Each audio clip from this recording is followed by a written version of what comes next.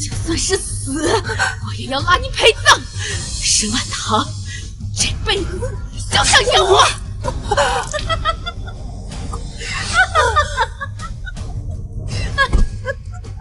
人，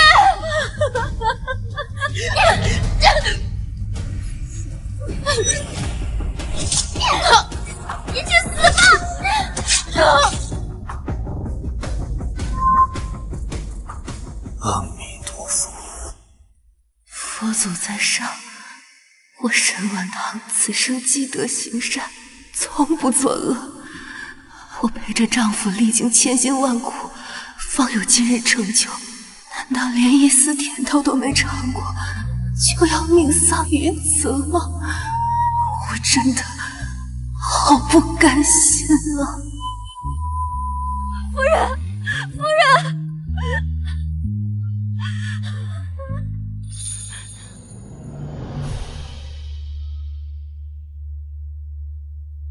抱歉，害得你无辜受到牵连。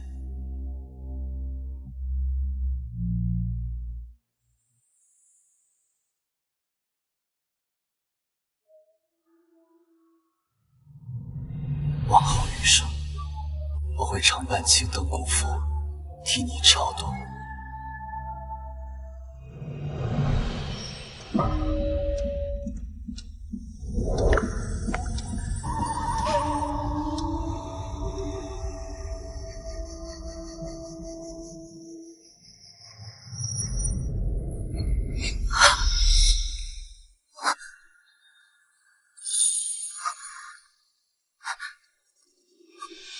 我不是死了吗？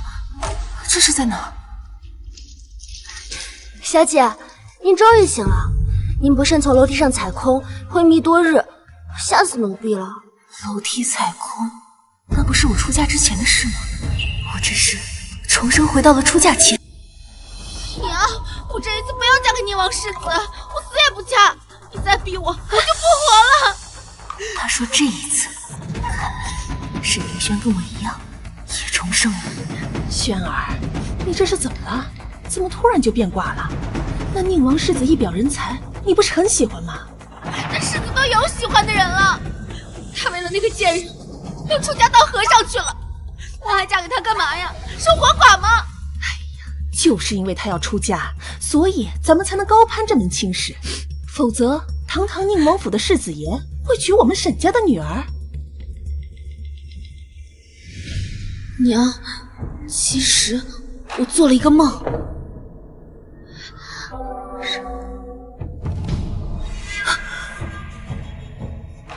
所以我不能嫁给萧清月，我要跟沈婉堂换亲。只有嫁给廖有鹤，我日后才有享不尽的荣华富贵。小姐，您笑什么？这个廖有鹤，您认识吗？何止认识，我简直太熟悉了。廖有鹤家境贫寒，连进京赶考都没钱，是我卖了陪嫁，才供他吃喝读书。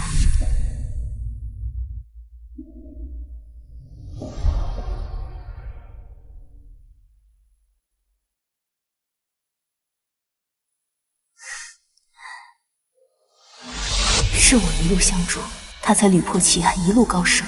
更是我救了位老者，对方感念恩情，提携他成为大理寺卿。没有我，沈凌轩拿什么坐享其成？这贸然换亲，沈婉堂能答应吗？那宁王妃一开始选中的就是他沈婉堂，他不答应也得答应。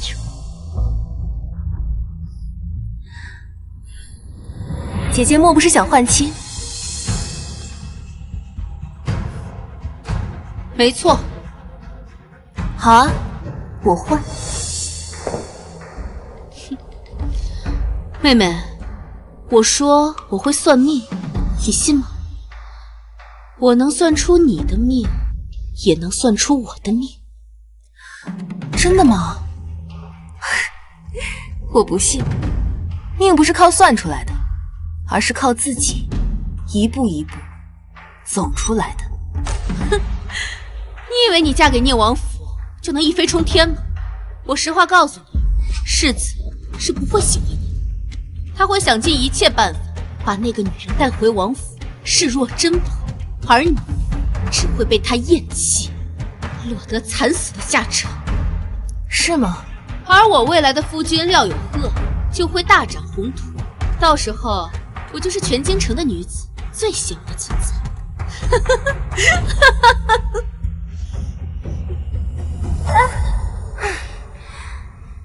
不，你错了，抢的从来不是他廖有鹤，而是我沈婉堂。更何况廖有鹤根本不喜欢沈婉堂，享不了福那就最好，最好让宁王世子毁了他的脸。老爷，你怎么来了？我来给他送点东西。我记得你跟你姨娘一样，喜欢读书写字。这方砚台你拿去用吧。多谢父亲。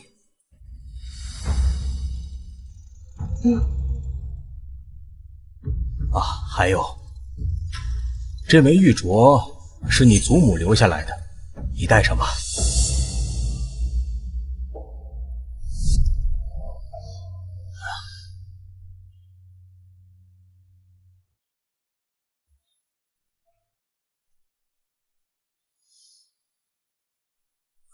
嫁到廖家之后，要孝敬好公婆，服侍好丈夫，能不回来就别回来了。上一辈子这些东西都给了沈明轩。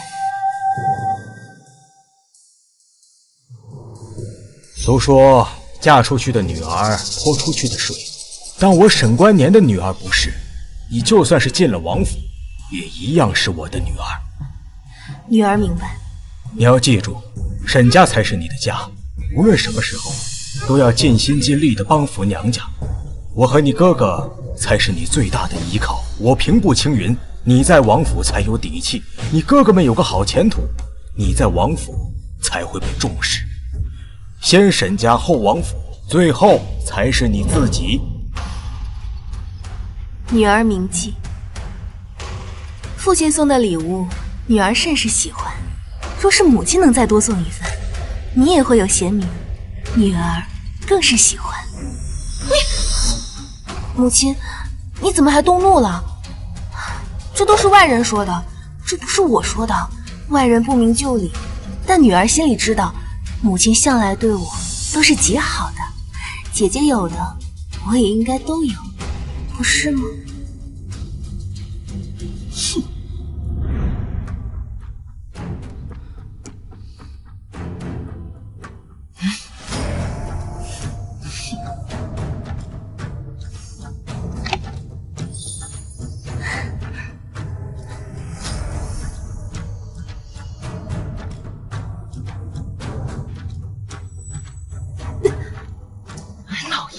你看看他，你看看他的样子。小姐，您都要去念王府了，故意要这些首饰做什么呀？未雨绸缪啊！日后拿了这些钱，便可以像上一世一样，重开铺子，不再依附男人。当然，现在还有更重要的事情。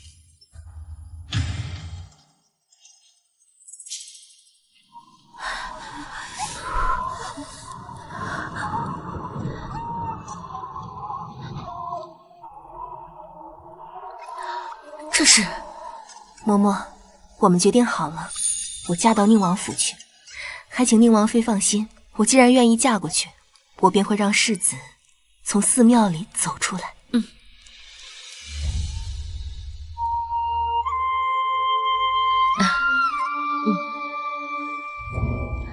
王妃，哎呀，真的，沈家又反悔改沈婉堂嫁过来了。是啊，王妃。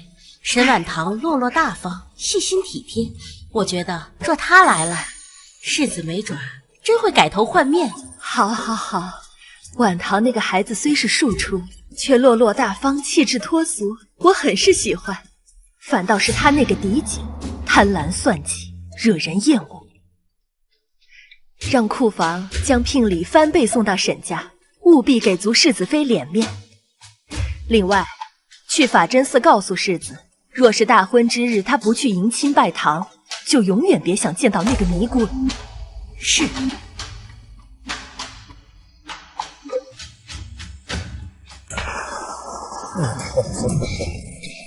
王伯伯，这个人，请你先查我，赶快请示老人。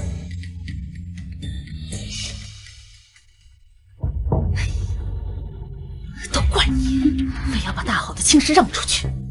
这廖家也太不像话了，这送来这么点聘礼不说，连大雁都不是活的，而是木雕的，如此寒酸。你知道外面的人都是怎么笑话你的吗？娘，你不要目光短浅，这聘礼少点就少点。现在我是吃点亏，可等将来廖有鹤加官进爵，旁人啊只有嫉妒的份儿。你虽然笃定他将来会有出息，可我总觉得心里不踏实。我听人说，王府里已经在给沈婉堂准备聘礼了，这福气可是你拱手相让的。这福气啊，我才不要！那王府啊，就是吃人的地方。那王妃看起来和善，实际上最喜欢立规矩、刁难儿媳。还有那宁王，我之前只是犯了一丁点小错，他就差点让人将我打死。真的，最让人难以忍受的还是那世子爷，他就跟被人下了蛊似的，把那个怀了野种的尼姑当眼珠子似的护起来，竟说不得半句坏话，说了他就要发疯。可男人总是会变心的。沈婉堂长得又貌美，我是担心。娘，说到容貌，那世子最忌讳的就是别人跟那尼姑长得像，凡是长得像的，他都觉得是玷污了他的白月光，要毁了人家的容貌。偏偏沈婉堂跟他长得最像，娘，他死定了。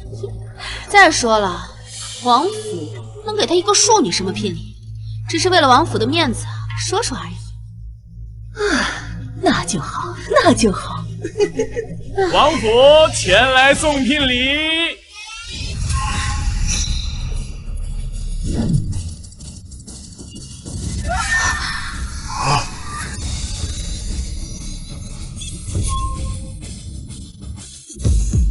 共108台。什么？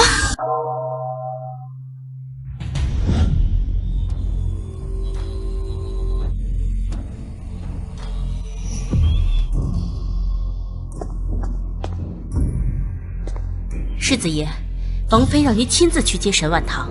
我说了，我心里只有燕洛一人，拿着公鸡去和他拜堂就行了。王妃说了，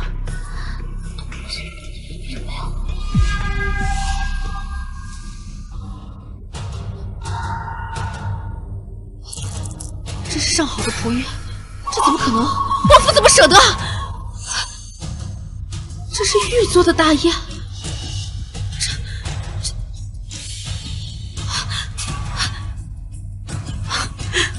上辈子王府对我如此苛刻，怎么会？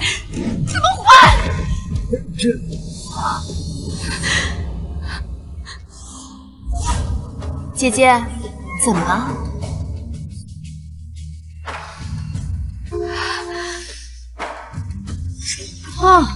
我知道，是你，一定是你，把父亲和母亲送你的东西贿赂给王府嬷嬷了。沈婉堂，你以为这样做，王府就会多看你一眼？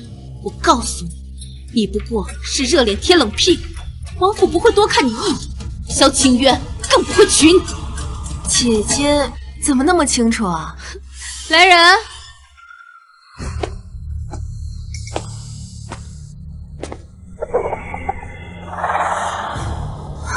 你这是要干什么？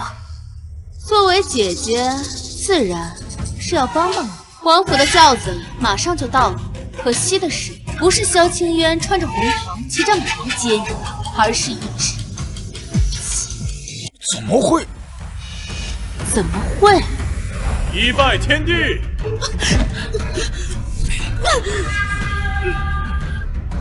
二拜高堂。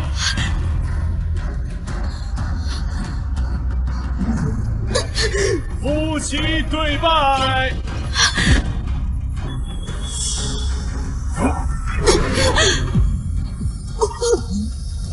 怎么不会？不会吧？我看这王府对婉堂很重视啊，这些聘礼都能代表一切。你还真以为沈婉堂去了王府就能帮你平步青云？他恐怕自身都难不倒。父亲，现在应该先帮妹妹适应王府的节奏，应该让她先学习和公鸡拜堂。胡闹！是不是胡闹？待会儿等轿子来了，父亲自然就知道。妹妹，请吧。若小姐要真和公鸡拜了堂，以后沈家岂不是就成了笑话？若王府的轿子里真是公鸡，那就是在羞辱沈家。这可如何是好啊？妹妹还不行动吗？既然你愿意嫁到王府，就应该逆来顺受，这样的话才会给王府留下好印象。姐姐，若真是为了沈家好，我自然可以学，但就怕我学了以后用不上，才让沈家遭笑话。你放心吧，自然会用得上的。哪怕妹妹不愿意学习，那按照沈家家规，应当立即学习。父亲，等妹妹去了王府，若是得罪了人，父亲怕是没有能平步青云的机会了。是啊，既然如此，父亲，我这也是为了你好。来人，小姐得罪了。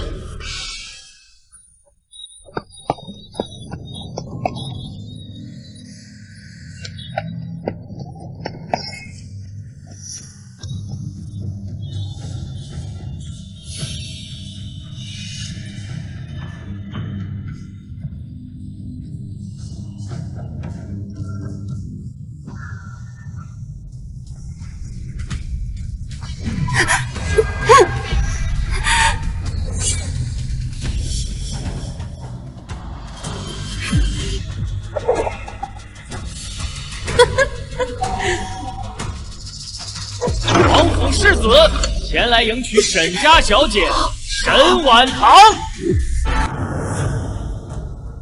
他怎么从寺庙里出来了？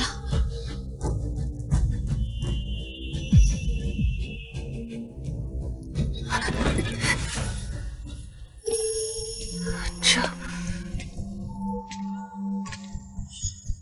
不可能！上辈子明明是什么？难不成姐姐想和公鸡拜堂？那可真是难为姐姐了。我夫君来了，看来今天实在是不好意思，这只公鸡还是留给姐姐的。没想到，就连在王府都难见到的世子，竟然亲自下山来迎接沈家小姐。看来王府是真的很重视这门亲。世子也太帅了，没想到能在沈家见到世子。我看呢，要和公鸡拜堂的，估计是沈明轩才对吧？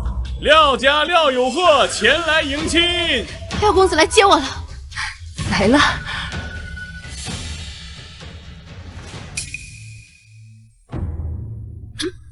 他怎么没来？是啊，怎么回事啊？管家，去看看。是。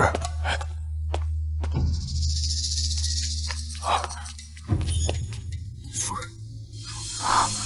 什么？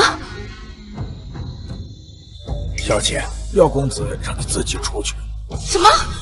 非但没有送什么像样的聘礼，还让我自己去？沈氏，你再不出来，我可要走了。我可没那么多耐心等你出来。我还回去读书考取功名。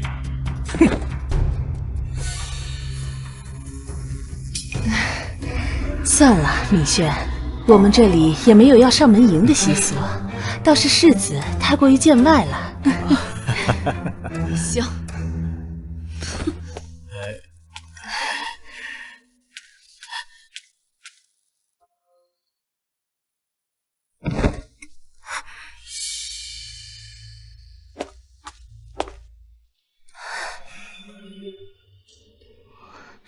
小姐，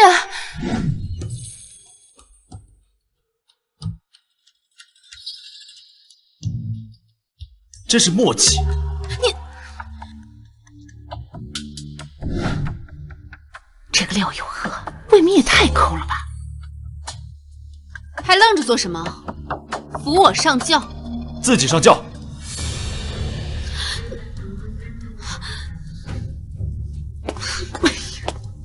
萧世子到。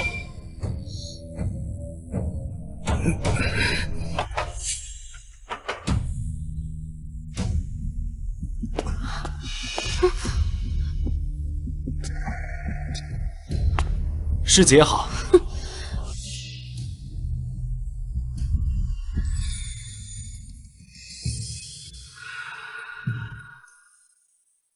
世子妃，老奴扶您上轿。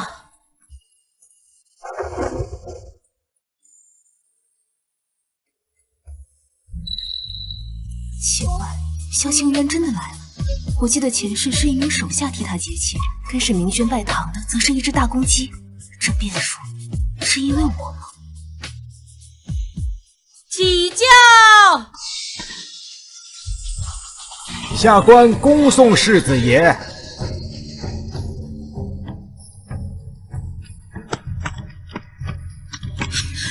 沈婉堂不会得意太久的，你们走着瞧。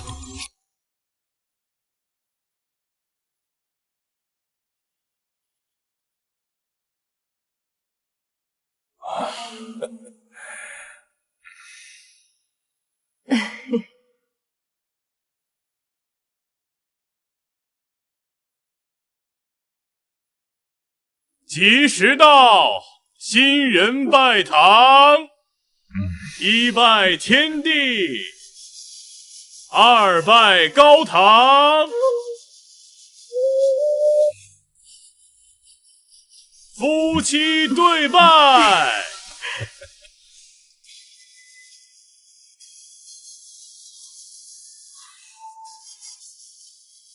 送入洞房。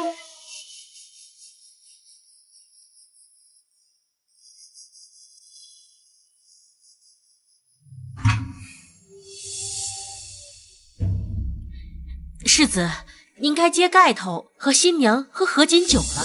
人不是我要娶的，谁娶的让谁去接，我可不会接。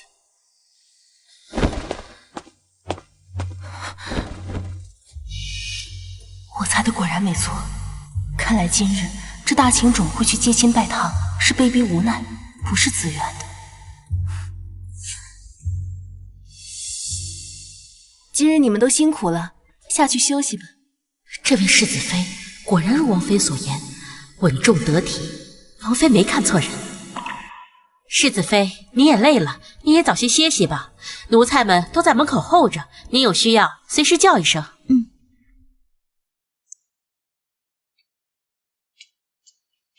世子妃，世子爷也太过分了！大婚当日，他竟然丢下您一个人走了。无妨，他要是留下，我倒觉得见了鬼。您不难过吗？不难过。以后你就会明白，爱情是这个世界上最不靠谱的东西。只要远离它，就不会有任何难过。世子妃请。儿媳见过父王，见过母妃，父王母妃安康。父王，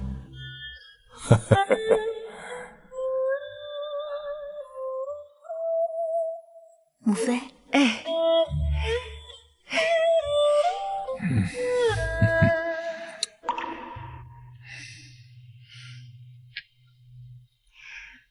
好孩子，快起来。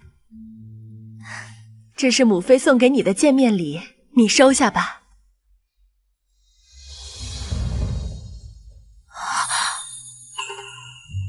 母妃，这太贵重了。哎，送你玩的，你要是喜欢呢，我那儿还有。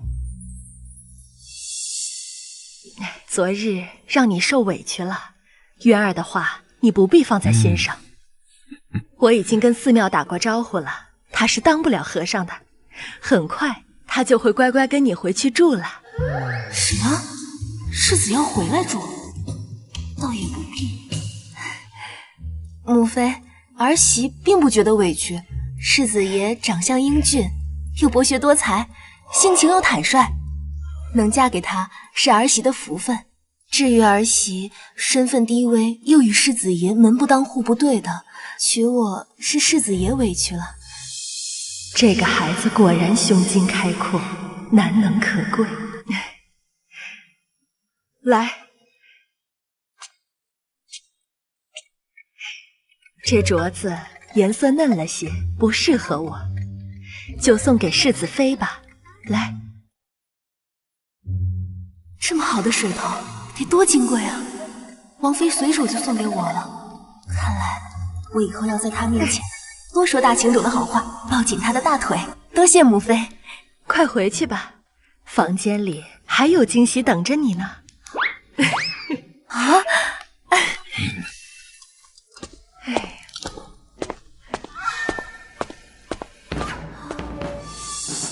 惊喜是什么意思？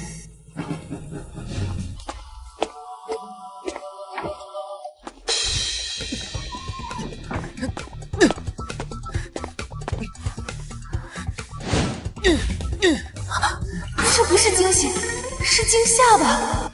世子，你这个女人果然心机深沉，才刚进府就哄得母妃如此对我。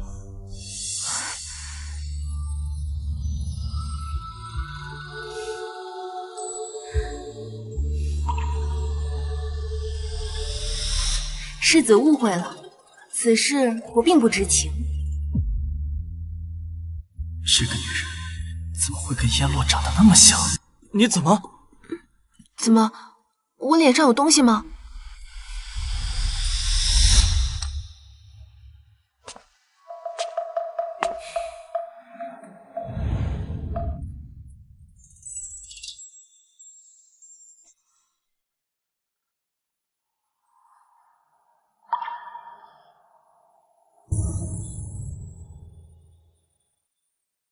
这世上竟有如此出尘脱俗的女子，像仙女一般。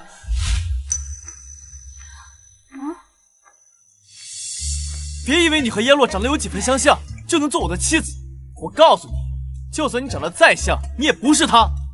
我这一生只会娶燕洛一个人，除了她，旁的女子我绝对不会多看一眼的。知道了。那你就赶快滚出王府！昨日迎亲根本不是我所愿，如果我不那么做的话，他们就要处死燕洛。我所做的这一切都是为了燕洛，跟你毫无关系。真是委屈世子了。你怎么这么冷淡？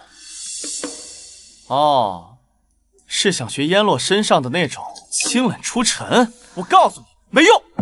你不要东施效颦，你这样的话只会让我更加的厌恶你。谁东施效颦了？莫名其妙。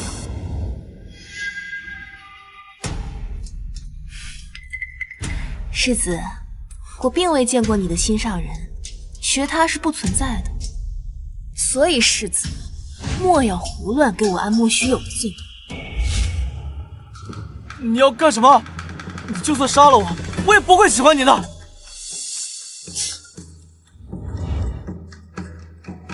啊！他是想帮我解开绳子。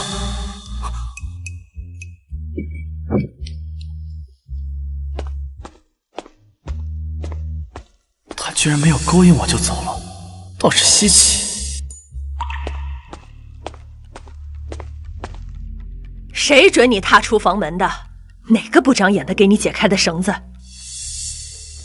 全嬷嬷，把给他解开绳子的奴才给我赶出王府去。是他给我解的。他是谁？那个刚进门的女人叫什么？回世子爷的话，世子妃是沈家二小姐，闺名婉堂，取自冷红千片下寒塘，庄婉堂俚语。我问名字，你解释这么多干什么？原来是世子妃给你解的。母亲方才不是说要把解开我绳子的奴才赶出王府吗？那就尽快把他赶出去吧，我看着就碍眼。混账东西！婉堂是你父王和我亲自挑选的世子妃，她不是奴才，是你明媒正娶的妻子，是我们宁王府未来的女主人。你还要把她赶出去，我还想把你赶出去呢。你要是再敢去找那个楚烟洛，我就让你父王废了你这个世子。废了就废了，你当我很想当这个世子？我根本就不在乎这些虚名，我只在乎燕洛，她才是我的一切。那个女人早就跟别的男人睡在一起了，甚至还珠胎暗结，怀了别人的孩子，却还怂恿你去她家提亲。这样心机深沉的女人，我就算死了，我也绝不可能允许她进门的。提亲是我自愿的，她并没有强迫我。怀了别人的孩子，也并非她所愿，她也是被人强迫的。我已经让人查过了，她与人私通半年，有了身孕之后，还盼着那人娶她过门。她他从未想过打掉孩子，他只想凭着孩子嫁入高门。他没有打掉孩子，那是因为他心性善良。除了皇宫，还有比我宁王府更高的高门吗？我娶她何不愿？他根本不是那种攀附权贵之人。你如果继续执迷不悟，那我也不介意让那一大一小2条命都消失。母亲，滚出去！好好跟世子妃过日子，跟她生个1儿半女。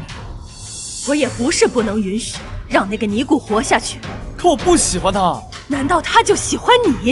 如今全京城都在看你的笑话，你以为还有女子愿意嫁给你？沈婉堂要不是被家里逼着嫁，她会选你这么个蠢货？全天下就你的燕落惨，就她可怜，别人都不可怜。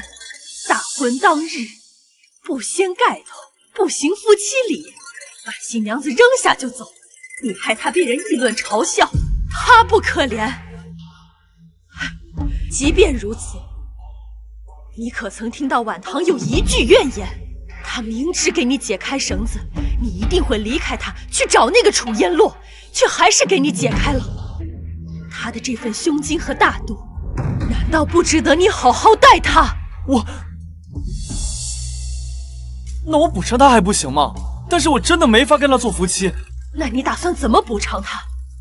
我还没想好，这个以后再说。母亲，你就把燕落放了吧，她怀了身孕，受不得任何惊吓，你就把她还给我吧。不知道的，还以为她怀的是你的孩子呢。我可以放了楚烟落，但是你得在明日陪着婉堂回门，给她做足面子，也是给我们王府做足面子。好，我跟他回门。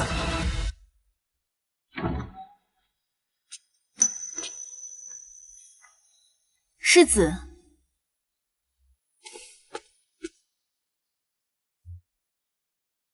我跟你回门。多谢世子。你不用谢我，我跟你回门也只是为了燕落。如今燕落在母亲的身边，我需要完成任务，母亲才能把她还给我。知道了，走吧。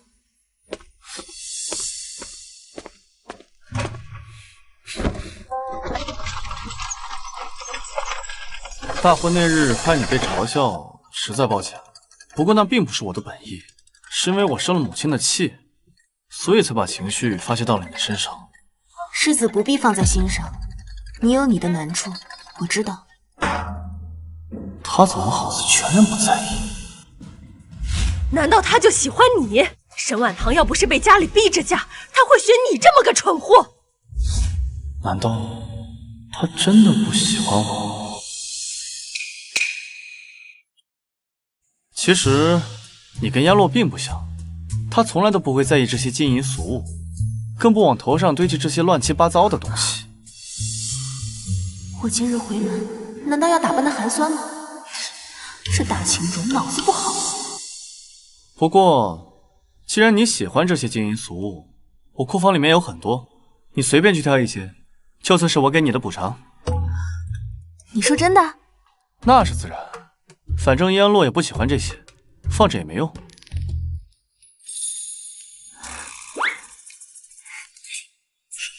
我就是个俗人，以后楚烟落不喜欢的金银俗物，可千万都给我。你别误会啊，我给你这些不是因为我喜欢你，是因为我答应了我母亲要补偿你。我心里只有燕落一个，我答应过她，将来一定要接她回府的。知道了。我也早就答应过燕落，这辈子只对她一个人好。等她的孩子生出来，我也会当做自己的孩子来抚养。我是不会跟别的女人生孩子的。那可太好了，你最好说到做到。这女人不会是块木头啊！我说不会跟别的女人生孩子，她听懂了吗？萱儿，短短几日不见，你怎么瘦了1圈啊？是姑爷他夜里折腾的太狠了。娘，我们还没圆房呢。啊？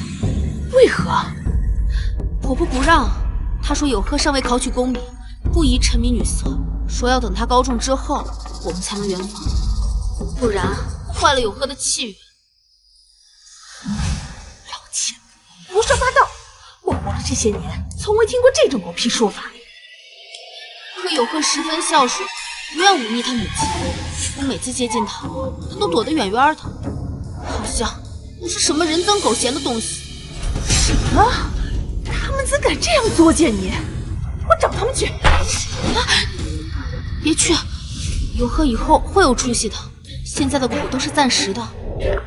哎，不说了，娘，我已经3天没怎么吃东西了，快给我拿些东西吃吧。廖家穷得连饭都吃不上了，那你有那么多银子傍身，为何不自己买？我买过了，可都让婆婆分给小叔子、小姑子了，我一点没吃着。他们还偷走了我很多嫁妆。无耻，太无耻了！必须报官！不能报官，会得罪有贺的。我还等着他出人头地呢，而且他正为此事跟我生气。他说弟弟妹妹们最是懂事，不可能偷我嫁妆，定是我的丫鬟偷走的。哎呀，我苦命的女儿，你这嫁的什么人家呀？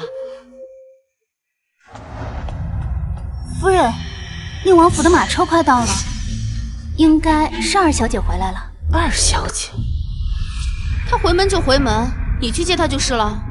世子更不可能跟她一道回来，难不成还指望我娘亲自去迎吗？世子，她真的不回来？当然不会了，之前接亲，世子他肯定是被逼的。我还听说，他们还没洞房，世子就跑了。他现在肯定陪着那个尼姑呢。那就你去告诉沈婉堂，从侧门走，正门刚清扫过，不宜走动。是。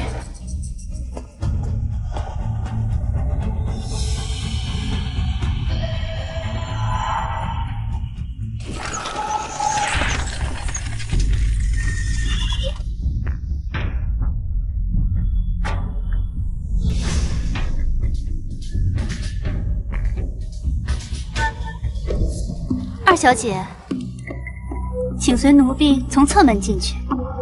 侧门？正门刚清扫过，不方便开。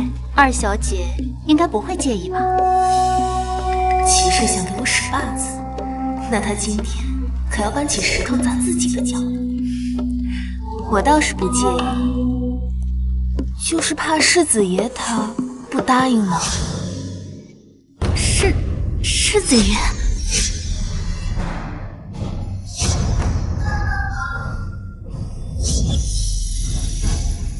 本世子陪世子妃回门，沈家就让一个小丫鬟来接，还让我走侧门，还有没有规矩？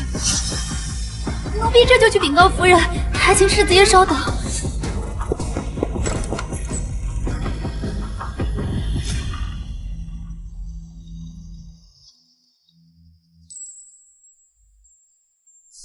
世子爷大概还不知道吧，我只是家里的庶女。回门有个丫鬟来接，已经很不错了。至于不给走正门，也是常有的事。你是庶女没错，可你嫁的是王府，回门代表的也是王府。他们敢怠慢，那就是找死。再说，庶女怎么了？你就这么看不起自己？燕洛也是庶女，但她从来都是骄傲的，她值得最好的。与人私通怀了身孕，被家里送去尼姑庵做姑子，这有什么可骄傲的？世子爷放心，沈家要是知道您来了，一定会盛情招待的。刚才那样只是针对我而已。所以你们沈家就是这么捧高踩低的，不知道我来是一副面孔，知道我来就是另外一副面孔。是，没错。世子爷，要不我们进去吧？不进。今日要是没人来接的话，我就不进这个门。看来等会儿有好戏看。这不是宁王世子吗？居然被沈家晾在外头，这胆子也太大了。这世子都屈尊降贵陪心腹回门了，这沈家在搞什么呀？沈大人是不想当官了，还是不想活了？那是我再陪你看看去。夫人，不好了，大事不好了！混吃的东西，我女儿在这好得很，谁叫你这没规矩的跑进来，说这些不吉利的话？宁嬷嬷，张奎，是夫人。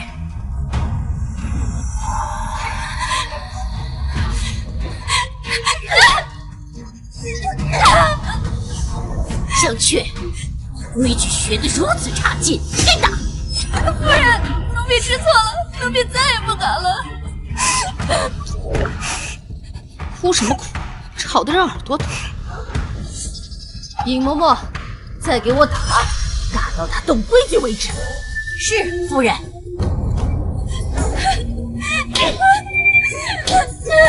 婢再也不敢了，奴婢知错，饶命啊，夫人！夫人，奴婢再也不敢了，奴婢知错了。又来自血腥了，难闻的有味。好了，拖出去，别吓到我。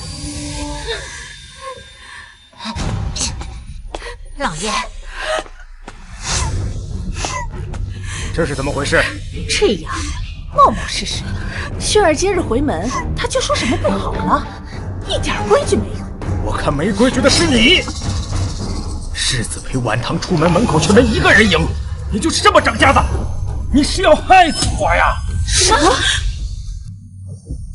什么？你说什么？世子陪晚堂回来了？不可能，世子现在应该陪着楚颜洛才对啊。世子现在人就站在门口，你还说不可能？那么多人看着，我沈家都快成京城笑柄了。穆王要是知道我们把他儿子这么晾在外头，我的仕途就全完了。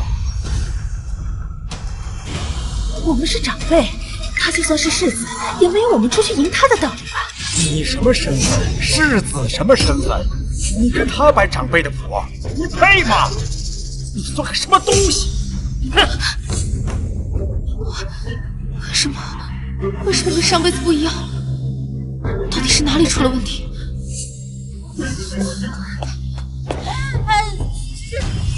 说了半天了，也不出来。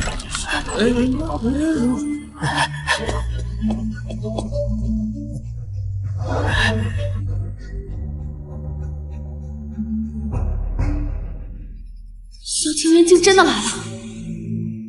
前世我进王府头一眼，他几乎没露过面，怎么到了沈婉堂这里就不一样了？原来沈府还有活人呢，我以为走错了，来了个空府，等了半天也不见个人影。家下正忙着准备席面，不知世子竟已经到了。您快请进。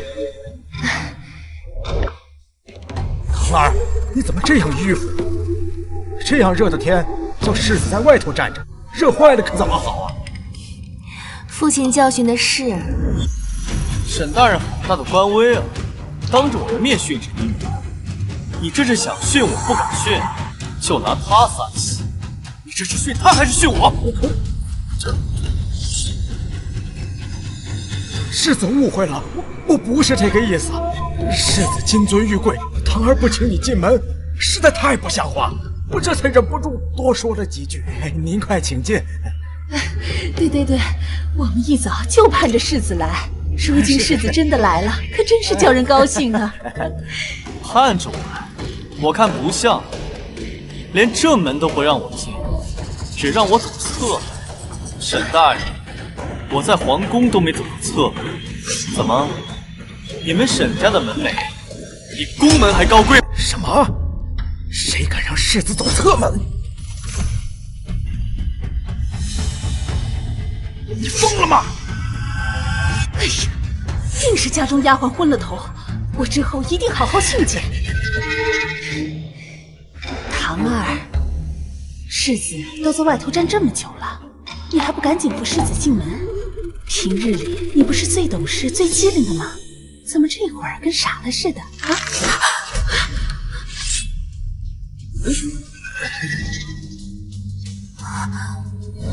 母亲，掐我作甚啊？不是您教导女儿在家从父，出嫁从夫吗？如今堂儿已经出嫁，自然是一切都听夫君的安排。这个女人怎能叫我夫君？爸，她现在这么软弱，不如当众纠正她，她恐怕就没脸活着。你还记得？没有，我就是手劲大了些。回府！是世子。父亲，那女儿就先走了。哎呦，世子留步啊！家中已备下酒菜，你用过饭再走也不迟啊。莫亲，还真是跟你的名字一样默契。爷都上来了，你还不赶车？谁要是敢拦的话，就给爷拿鞭子抽！是。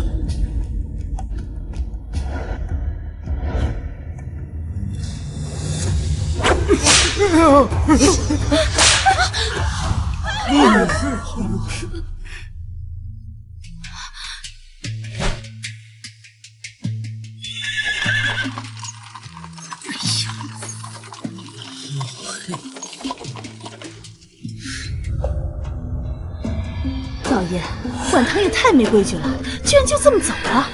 还有世子，怎么脾气这么大？刚刚那鞭子，娘，你还有脸说？都是你干的好事，我的脸都被你丢光了。娘，还有你，都是你撺掇的。要是再敢出馊主意，就别回来了。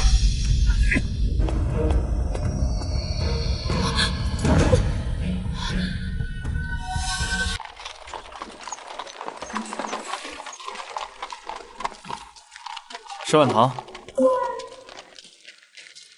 世子，请说。你不要误会啊，我刚才可不是为了给你出气，我是单纯看不惯沈家的作风。世子放心，我知道的，我不会自作多情。刚才在人前我没有纠正你，你以后不要再叫我夫君。要是让燕洛误会了怎么办？是我唐突了，下次不会了。还有，没完了是吧？世子还有什么吩咐啊？你不要总是一副很卑微的模样，这样看起来一点气势都没有，看着容易让人生厌。他不喜欢卑微，那我就表现得更卑微。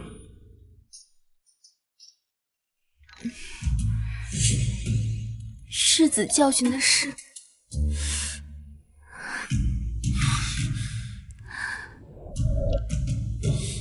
你这女人没救了！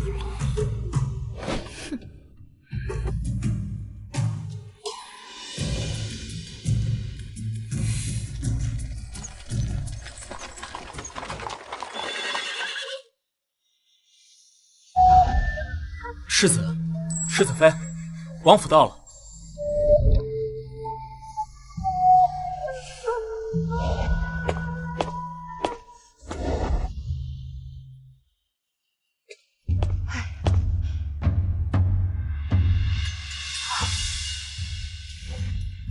怎么这么快就回来了？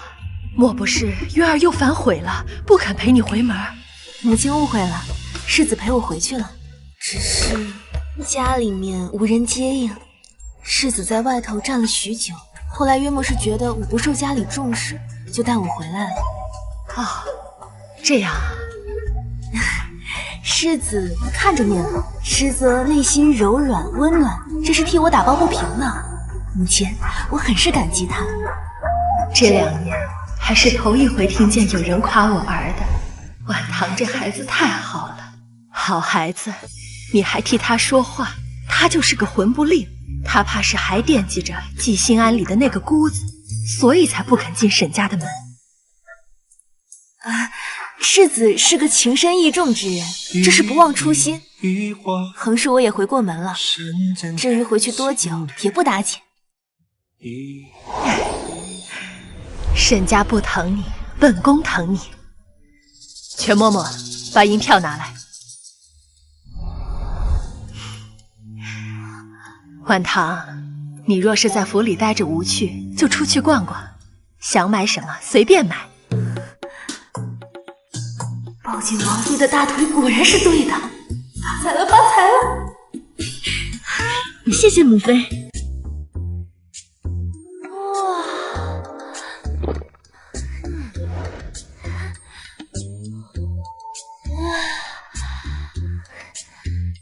世子妃，世子爷的老司库里面竟然有这么多宝贝，你喜欢什么？奴婢这就帮您搬。世子对我成见颇深，我要是拿得多了，他向王妃告状说我贪婪，那不就坏了？随便挑拣几样得了。还是您想的周到。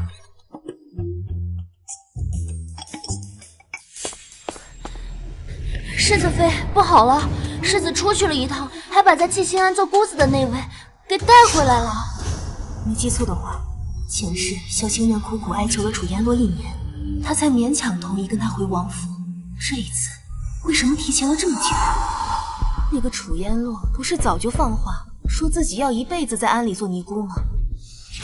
定是他看到世子拜堂成亲，坐不住了。也许吧。您不担心吗？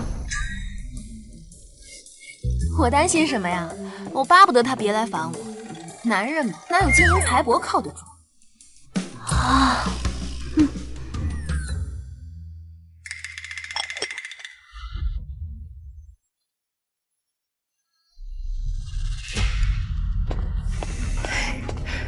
父王，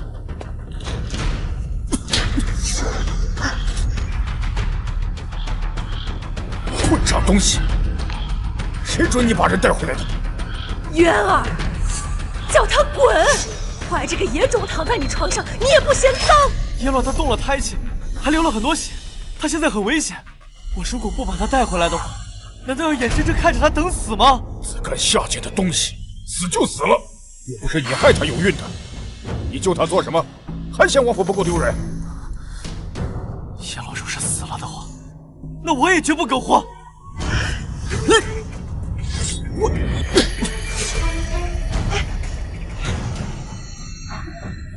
不配做我萧氏子孙，不配做我的儿子。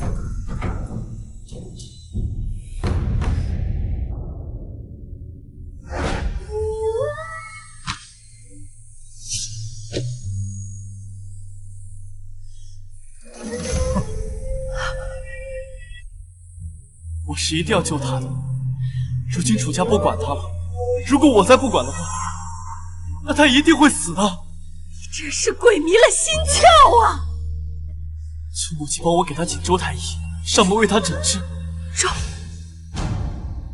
周太医是专门给皇上看病的太医院院士，连宫里最受宠的妃子找他都未必肯。你竟敢让周太医给这么个下贱东西诊治？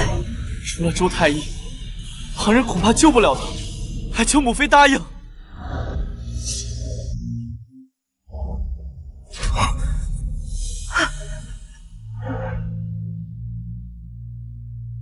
我养了你20年，你总共给我磕2次头，都是为了楚烟洛。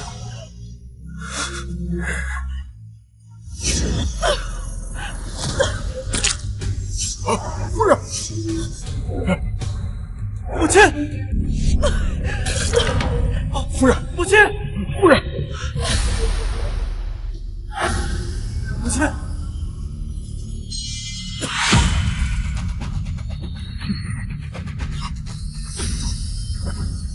母亲，世子，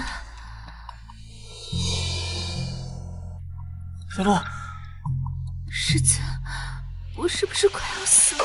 胡说，你放心，你不会有事的。世子已经娶亲了，是烟洛配不上你，你还是送我离开吧。烟洛，那是我母亲定的人选，并不是我娶的。你就在府上安心养伤。等你好了之后，我一定会娶你的。世子说的是真的吗？可王妃不会同意你娶我的，我不想让你为难。我不为难，只要你愿意就好。我这就去帮你请太医，等我。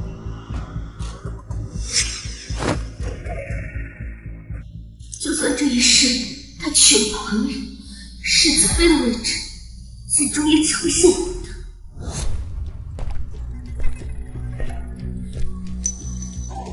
的。太医呢？怎么还没来？王爷，我已经让人快马加鞭去请了，不过皇宫距离王府路程较远，恐怕还得一会儿。是。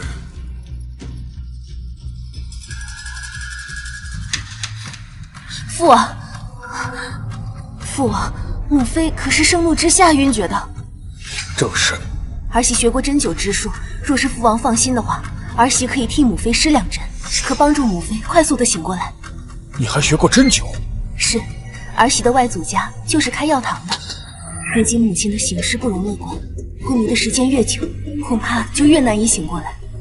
就算是醒过来了，恐怕也会留下后遗症，还请父王准许儿媳为母亲施针。好，那你施针吧。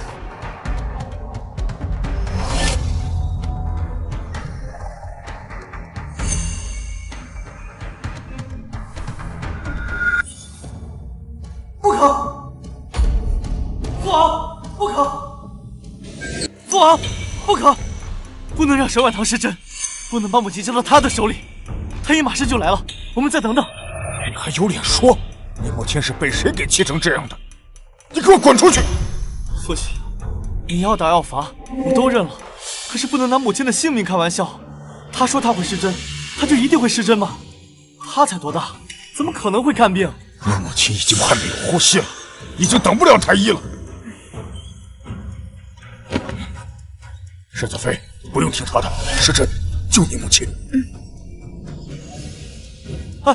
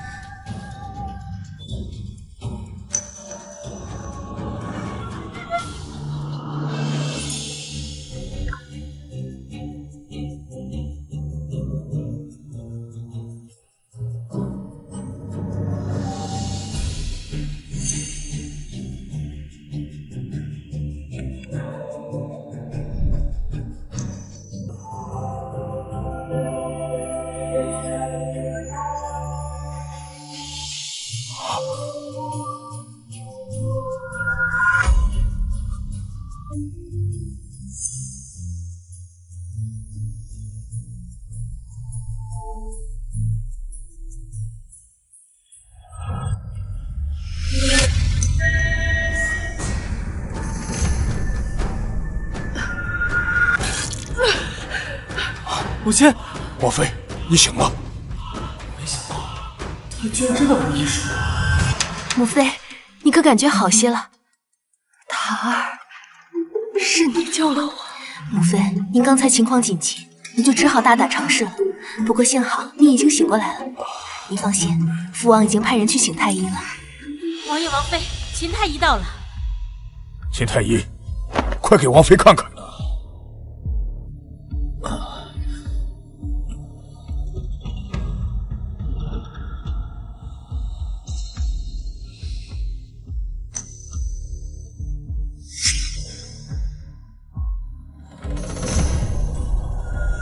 怎么样？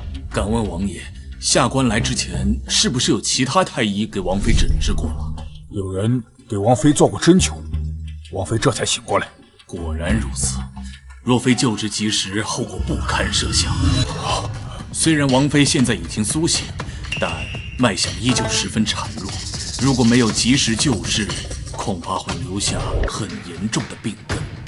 王爷，下官的医术在刚才那位太医之下，这药方还是请他来开。他的医术竟这么高超！本王知道了，有劳秦太医了。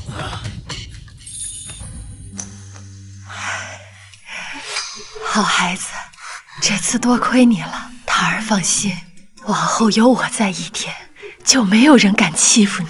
多谢母亲爱护，也多谢父王信任。母亲，今日要不是有堂儿，我大约已经去地府了。所以，我不管你与那个楚烟洛如何相处，但宁王府只有堂儿一个世子妃，将来也只有她一个女主人。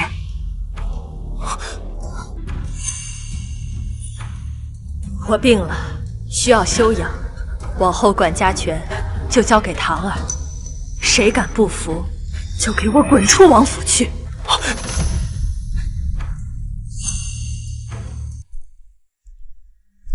世子妃，这是王妃让我给你送来的掌家钥匙和账簿，从明日起就请世子妃掌家了。嬷嬷，我刚入府，年纪又轻，我担不起掌家之责。王妃说了，你是这王府未来的女主人，这以后的掌家权迟早到你手上。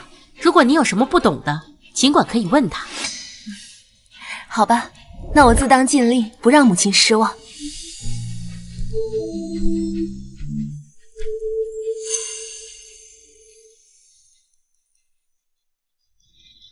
世子妃，世子爷来了，请他进来吧。是。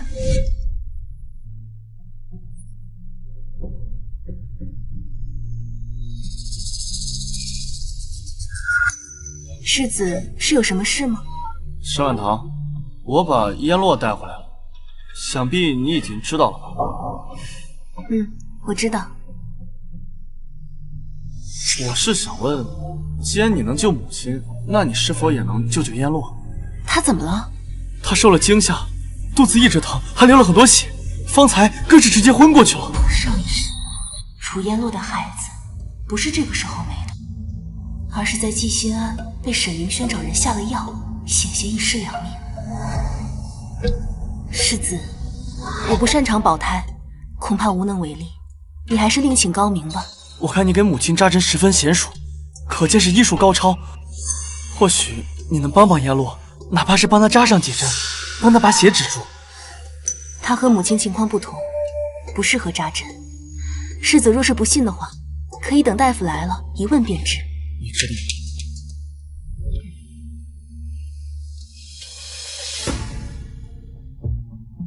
抱歉，刚才质疑你的医术，是我心胸狭隘了，多谢你救了母亲。世子，这是我应该做的。一纸书卷，唯独万千在看。难怪母亲会选这个女人做太子妃，她似乎真的很特别。世事从来皆因果，无常谁又能撕毁迷惘？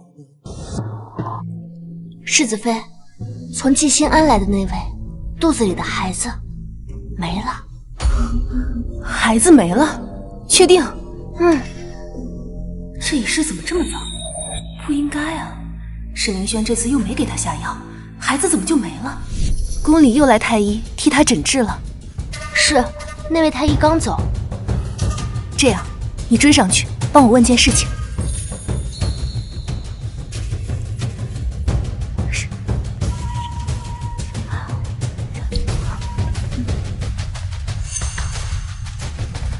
你把这个给太医。是。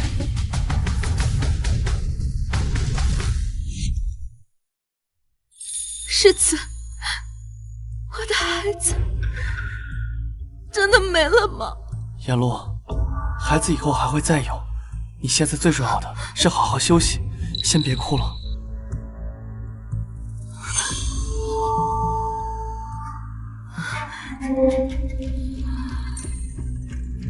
世子若是不娶我，就别哭了。世子应该比任何人都清楚，我被人强迫了之后，整个人生都毁掉了。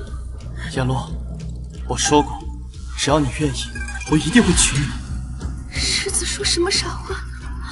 你都已经娶妻了，我还怎么嫁给你？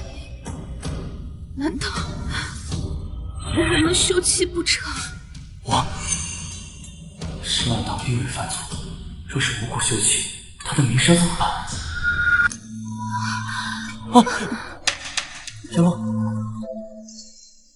你是不是哪里不舒服？我让太医来给你诊治。我没有不舒服，弄脚太硬，我只是身体有些虚弱，缓一会儿就好了。那你先躺会儿，好好休息。你看看你想吃什么，我让厨房去给你准备。世子上次给我送到庵里的燕窝羹似乎挺清爽的，不知道是怎么做的。莫七，在，去厨房取一碗燕窝羹回来。是，很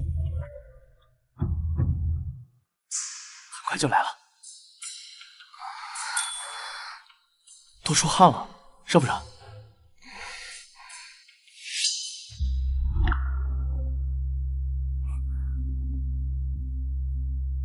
世子爷，燕窝呢？世子爷，厨房说没有啊。怎么可能？王府里面常年备这些东西，以为我不知道吗？爷，厨房的管事跟小的说了，您要是想吃，需要自己掏银子买盐。母亲曾让沈婉堂管几天强，他竟然让我自己掏银子去买，他还真把自己当世子妃了。世子不必为难，想必这是世子妃故意针对我的。我不吃了，我这就离开王府。燕洛，不过是几碗燕窝粥而已，我让墨姬去买就是了。不用了，我其实真的没有很想吃燕窝羹，只是随口一提罢了。没想到还会被针对，是我想的太简单了。世子，我走了，有缘再会。啊，燕洛。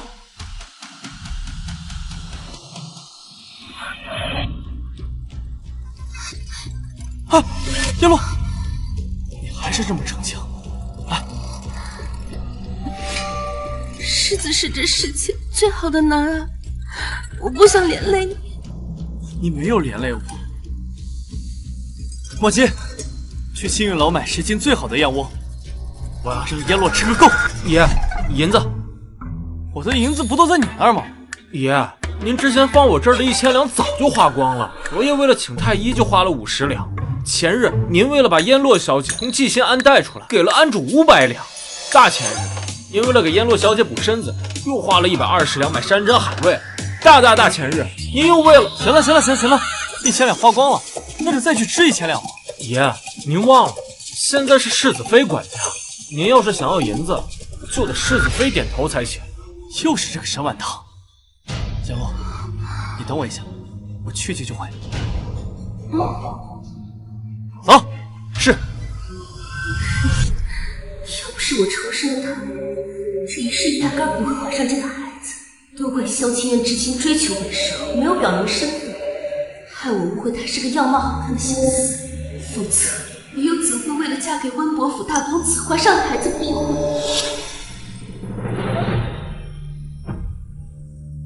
是他。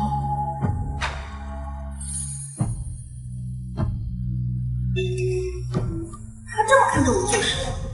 穷小厮！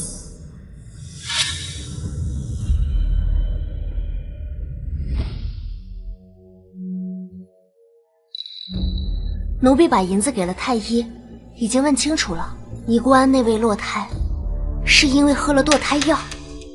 难道是他自己不想要孩子了？定是他看您嫁进王府，怕世子不要他，就故意演了这一出。萧清渊这个大情种，还真是被人骗得团团转。沈婉堂，什么意思？你竟然敢扣扣我的吃食！我让墨姬去厨房领一杯燕窝羹都领不着。若是不会管家的话，就把管家权还给母亲。世子爷误会了，我不曾克扣过你院子里的吃食。按照王府定例，世子爷每日都可吃燕窝羹的。那为什么墨姬去厨房领不到？他还说让我自己花钱去买。厨房的事情都是全嬷嬷在管。嬷嬷，世子爷说他让府里的小厮去厨房领燕窝羹，你没给。确有此事。王妃说了，世子爷不管要吃什么都要自己掏银子买。为什么？因为您说过不想做这个世子爷，所以王妃满足您的心愿，让您做一个普通人，以后一切都自己自理。另外，此事是王妃吩咐下来的，和质子妃无关。她管家十分不易，还望您体谅一下，不要冤枉了人。石万堂，抱歉，是我误会你了。没事的，世子爷，你可还要吃燕窝羹？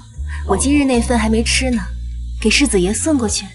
不用了，你那份你自己留着吧，我让墨姬去买。爷，银子。那个石万堂，我需要1000两，你从账上支给我吧。1000两。嬷嬷，按照王府的定例，世子爷每个月的月例是多少？回世子妃，世子的月例是100两，而且这个月世子已经支走了，他支了1000两，所以现在世子欠王府900两。什么？才100两？没错。这不可能，我之前还花过1万两呢。以前是以前，现在是现在。既然您不愿意承担世子的责任，那这世子的月例你也领不着。王爷亲口吩咐900两，请世子尽快归还，以前欠的就不用了。不给就不给，也有的是钱。走。啊，是。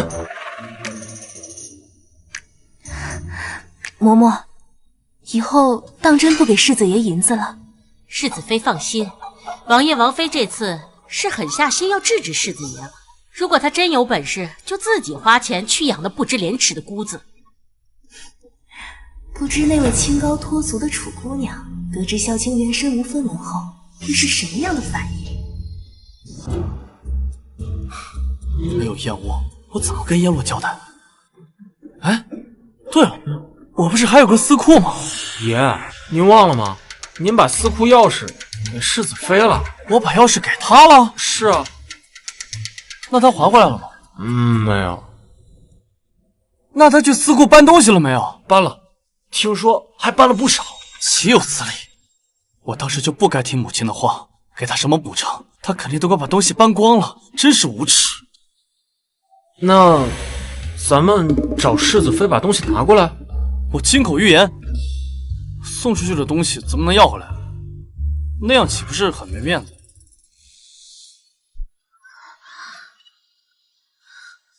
世子，燕洛，你怎么出来了？你快回去好好休息。世子，燕洛没有那么娇气，我与那等爱妆柔弱的女子不同，她们喜欢夸大生孩子的功劳和自己的辛苦，来图谋男人的同情怜爱。燕洛不需要那些。我知道，你与那些庸脂俗粉不一样，你从来都不靠男人，你是我见过最有志气的女子。方才我听到世子说你的库房被搬空了，这是怎么回事？可有燕洛能帮得上忙的地方？没什么，我去把钥匙拿回来就好了。可如果世子的库房已经被搬空了，那钥匙拿回来又有什么用呢？世子，你心性纯良，莫要被那些心机深沉的人给骗了，要守护好你自己的东西啊！你说的对，世子才是这王府的主人，谁要是偷了主人的东西，直接把人赶出去就是了。若是我揭发沈婉堂搬空我司库的贪婪行径，他是不是就能离开王府，把世子妃位置腾出来了？燕洛，你先回去好好休息，我这就去把钥匙要回来，然后把鸠占鹊巢的人赶出王府。那燕洛就静候世子佳音了。走。那沈婉堂果然是个上不得台面的庶女，这才刚进门就敢搬空萧清渊的司库，待会儿有他好处。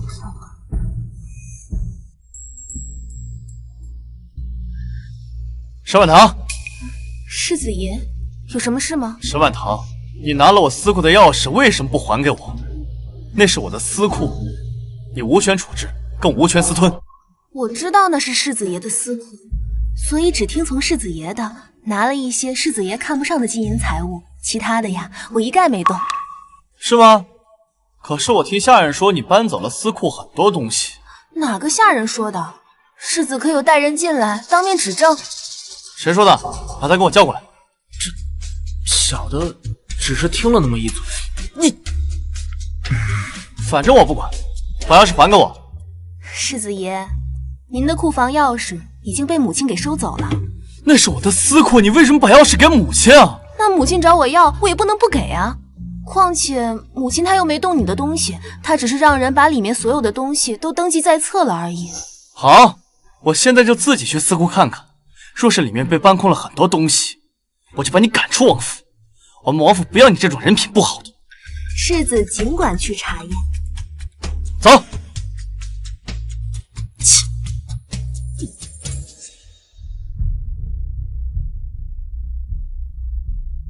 爷，您这库房没被搬空啊，宝贝都还在呢。那你说他把我库房搬空了？爷，冤枉啊！我只听说他搬了一些，是您自己说他搬空了。看来世子妃不像您想的那样，您都冤枉他好几次了。闭嘴！爷做事还要你多嘴。哎呦，世子，您来了。沈婉堂都拿了些什么？回世子也没多少。就是一些不值钱的样式，过时的金镯、金钗罢了。那些值钱的珍宝，世子妃一样也没碰。什么？他只拿了这些？世子，不是你亲口允诺世子妃来拿的吗？难道是世子妃偷了你的钥匙？胡说！他何时偷我钥匙？钥匙是我自己给他的。世子这是又反悔了？准备把世子妃拿的几样东西都要回来？胡说！你哪只眼睛看见我反悔？不过是些金银俗物而已。他都拿走了，我再要回来，我有那么小气吗？是那个沈婉堂也真是，我一直冤枉他，误会他，他都没闹脾气，还是好声好气的说话，也确实很难得。怪不得母亲那么喜欢他。这血珊瑚最是珍贵，如果把它卖了，一定能给阎罗买不少燕窝。哎，世子，这个您不能拿。你敢拦我？这是爷的库房，爷想拿什么就拿什么，滚开！世子执意要拿，那老奴只有禀报王爷王妃了。你敢威胁我？是不是又想去烧公桶了？老奴不敢，只是王爷下了命令。世子休想把这血珊瑚带出王府，就算出去了，整个京城也没有一家商铺敢收啊！你，世子，贤洛，你怎么来了？这府里的宝贝，以后只能是我的。我是看世子长时间没回去，所以过来找你。燕窝羹，我只是随口一提。世子不必放在心上，早知道会让世子如此为难，我就不说了。我不为难的，你放心，我很快就让你吃上。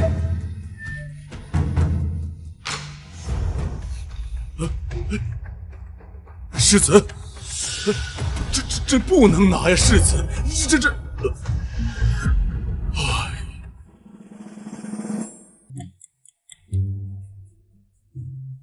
找个当铺。把这个当了，换10斤最好的燕窝回来，记住，一定要最好的。爷，这可是贡品，这样的成色，天下都找不出第二个。当铺怕是不敢收啊。当铺不收，那你就换个地方吧。东街的黑市什么都敢收，你去那儿换，一定要把燕窝换回来。换不回来的话，我今天就把你赶出去。快去！等一下。怎么了？怎么了？价值连城的极品血珊瑚啊，万两黄金都买不到，小情人就这么让小厮卖，太浪费了。世子，这就是血珊瑚吗？看着似乎挺有意思的呢。没想到海里会长这种东西。叶落，你喜欢这血珊瑚？倒也不是喜欢，就是看着挺别致的。墨迹，给我。爷，您改主意了，不卖这宝贝了。叶落喜欢这血珊瑚，给他玩。既然是世子的一片心意，那我就勉强收下。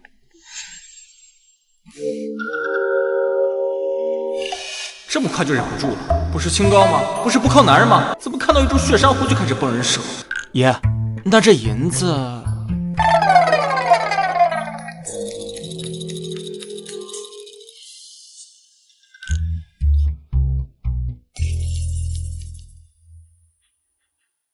把这个卖了吧。爷，这可不能卖啊！这是您出生的时候，皇上亲自刻了您的生肖送给你的。这要是卖了，小的脑袋就保不住了。这也不能卖，那也不能卖，难不成把我卖了？爷，您可以给一些金银器物给我，这些东西能卖，而且很好卖。你当我跟沈婉堂一样吗？我从来都不喜欢那些金银俗物，只有他那种俗不可耐的，才喜欢那些金子啊银子。世子，沈婉堂喜欢那些金银器物。对，他就是个俗人，所以喜欢那些。我知道你和那些人不一样，所以这些金银俗物，我从来都不会拿到你的面前碍你的眼。倒也不是碍眼，金银俗物确实土，但是这些东西……放心，那些带着铜锈屑的俗物，我以后只会扔给沈婉堂。他这辈子也就那样了，俗不可耐，只配得到那些俗物。而你，颜洛，你是最高级不俗的女子，你会得到我全部的爱。沈婉堂连我一丝一毫的爱都得不到。谁要你的爱呀？我的金银珠宝啊！东西给了楚姑娘，那买燕窝的银子，你就不会赊账吗？马上全部记在王府的头上，快去！哼，一个侍卫，竟敢用这种眼神看我，给我等着！世子，我怎么看着这个墨姬心思不纯啊？他好几次看我的眼神都很不正经。颜洛，墨姬6岁就跟在我的身边，对我忠心耿耿，不会对你不敬的。你可以信任他。世子是觉得我在诬陷他？难道我会骗你？我没有，颜洛。可墨姬是太监，他对女人没有想法的。或许是因为你长得太漂亮，他才忍不住多看了几眼。大不了以后我不让他看。何必那么麻烦？直接把他赶出去就是了。你让我赶他走？可是我身边已经没有亲近的人了，把他赶走的话，还是不要了吧。我累了，世子出去吧。好吧。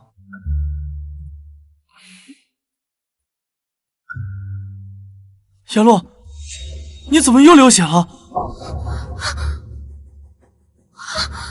难怪刚才一路那么多人看我，我还以为他们艳羡我的美貌，没想到是看我出丑，丢死人了！颜洛，颜洛，颜洛！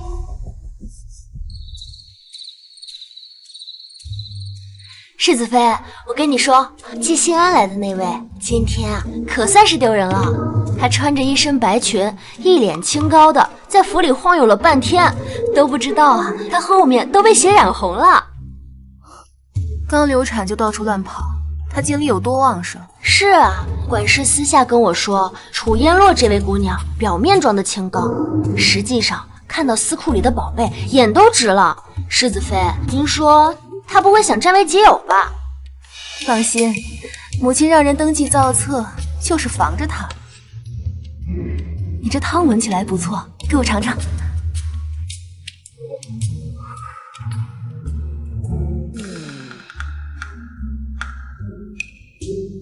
世子怎么来了？颜洛他又出血了，太医说要滋补。这味道是松茸菌菇乳鸽汤。这汤你一个人喝不完的话，会不会浪费啊？真稀奇，我居然从这位挥金如土的世子爷口中听到浪费二字。这汤确实挺多的，那要不世子爷尝一碗？快去添副碗筷。是。不用了，不用了，我直接端走就可以了。他直接把我锅端走了，他也太不客气了吧！颜洛，你看我给你带什么来了？什么？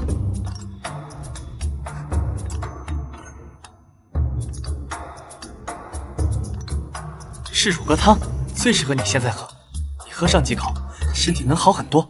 我要喝燕窝羹，你给我拿乳鸽汤干什么？我不喝，拿走。燕洛，你不是说燕窝羹只是你随口一提吗？怎么现在又非要了？我随口一提，你就不放在心上吗？一碗燕窝羹而已，世子如果这么一点小小的要求都不能满足我，那我走好了。哎，燕洛，你别生气，是我不好。这乳鸽汤很滋补的，你喝上几口，尝尝看。你弄不来燕窝羹，怎么能弄来乳鸽汤？是厨房单独给我做的吗？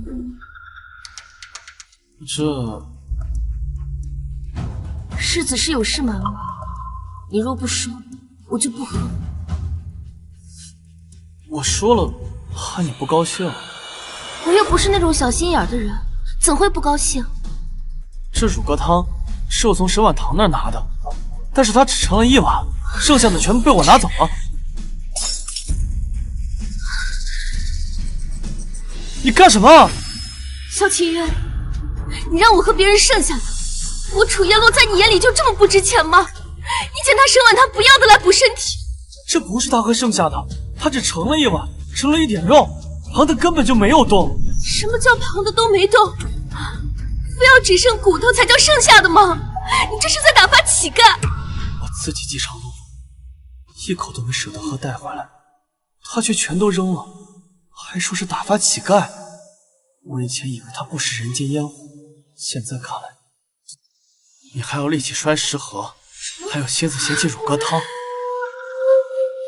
看来还是不够饿。我饿了，我要去找吃的。你自便吧。萧清渊，你若是不喜欢我，喜欢你那个世子妃可以直说，何必羞辱我？我本以为你和天底下那些男人不一样，现在看来，跟他们也没有什么区别，全都喜新厌旧，不负责任，什么海誓山盟都是骗人的。如果连你也这样对我，那我没什么好活的了。哎，叶落，叶落，你别想不开，我没有侮辱你。这样，我以后将厨房单独做给你，好吗？我不喝他给的东西，也是怕他给我下毒，防人之心不可无。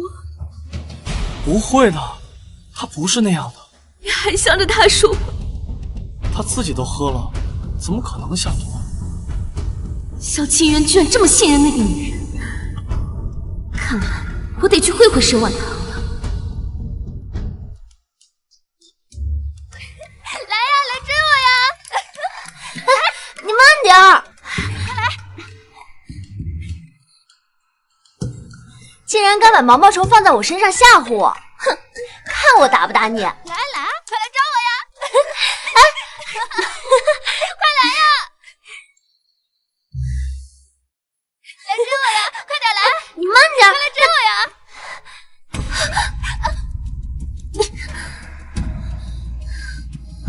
你怎么走路的？没长眼睛啊？这不是世子带回来那个姑子吗？他怎么来了？我的衣服脏了，帮我把衣服洗了。若是留下一丝血迹，我让世子爷把你发卖。奴婢是世子妃的陪嫁丫鬟，只听世子妃的命令。姑娘若是衣服脏了，可以找世子找别的人去帮你洗。陪嫁丫鬟不也是下人吗？既是下人，我吩咐你做事，岂有你拒绝的道理？竟然敢搬出世子妃来压我，我会怕的？何事大声喧哗？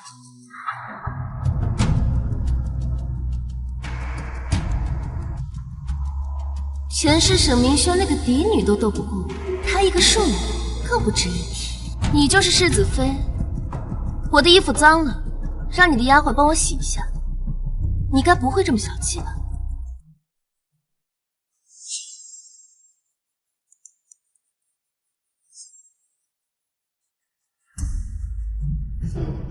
不好意思啊，楚姑娘，我这个人呢，就是小气的很。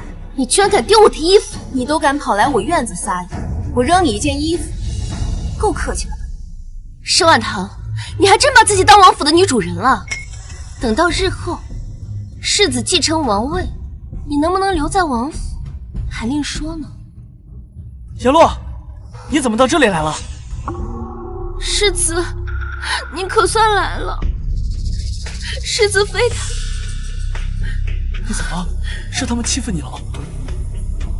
我路过此处，本来想问他们在何处换衣，可世子妃一见了我，就把我的衣服扔在地上，还用脚踩了2下。如果她不怀孕，我走就是了。沈婉堂，你太过分了！之前还觉得你识得大体，没想到你如此心胸狭隘。世子，他撒谎，他刚刚把脏衣服扔给奴婢，让奴婢帮他洗。奴婢是小姐的陪嫁丫鬟，怎能答应这种无理的要求？如今连一个丫鬟也可以看不起我，我死了算了。你平时就是这么纵容丫鬟的吗？快让她给耶洛道歉，不然我就把她赶出王府。我的陪嫁丫鬟，世子恐怕没有资格赶她走。还有，世子带回来的人，还请您看好，别让她到处挑事，还倒打一耙。沈婉堂平时说话和和气气的，这还是他第一次发火，难道是我冤枉他了？世子妃嫁进王府多少空房，心里埋怨我是应该的。我现在就搬出去，不妨按你跟世子举案齐眉。哎，叶落，我没有跟他举案齐眉。那他们冤枉我，你也相信吗？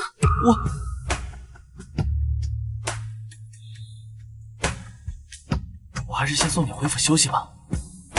走吧。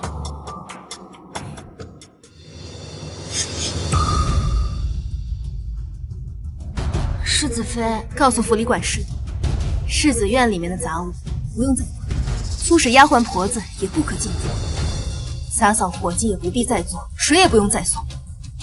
人不犯我，我不犯人。他若非要上来犯贱，就别问我不客气。云儿跟楚烟落昨日大吵了一架，是吗？此前你撤出世子院内所有的下人，云儿向我求情，被我撵走了。没过多久，那个楚烟落就嫌没人服侍，跟云儿大闹。云儿一开始被他使唤得团团转，都快成他粗使丫头了。可后来不知怎么的，一下就怒了，嫌他要求太多了，太难伺候。贫贱夫妻百事哀。他们虽然不是夫妻，却也是同一个道理。云儿从小娇生惯养，哪里受过这种蹉跎？她何时才能看清楚烟落的真面目啊？世子妃，您娘家姐姐沈大娘子来找你说，有重要的事情与你详谈。沈明轩，他怎么来了？你们聊吧。嬷嬷，你带他去我那儿吧。是。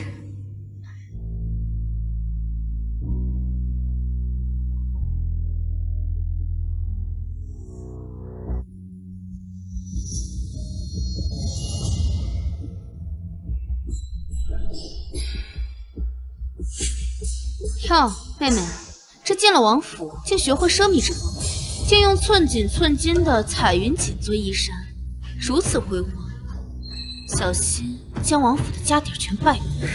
姐姐误会了，这衣裳不是我自己买的，是母妃送给我的。姐姐，难道你婆婆她不送你彩云锦吗？王妃怎么会送你这么好的东西？你又不得世子喜欢。世子对我极好，母妃更是对我视如己出。妹妹，你就别装了，这外头都传开了，世子将楚烟落接入王府，又休了你，娶她为妻。唉，姐姐也是担心，这才来看看你。嬷嬷，是这样吗？世子打算休了我，娶楚姑娘？这都是外头人乱传的，有些人就是见不得世子妃的好，故意造谣生事，不必理会。姐姐，你听见了吗？所以希望你以后不信谣，不传谣。全嬷嬷居然对沈婉堂这么客气，上辈子我在这老东西手里吃尽苦头，当狗一样训斥，他才转性。这位嬷嬷，我妹妹在府里时就十分楚然，时不时的就会闯祸挨骂。现在进了王府，也改不了这些老毛病，还请嬷嬷对她多多管教，可别让她给王府丢人才是。世子妃聪慧机灵，颇得王爷王妃乃至整个王府的喜欢。如今她执掌钟会，把王府打理得井井有条，连世子都对她赞不绝口，哪轮到你一个外家女在这说三道四？你说什么？王妃把管家之权交给她了？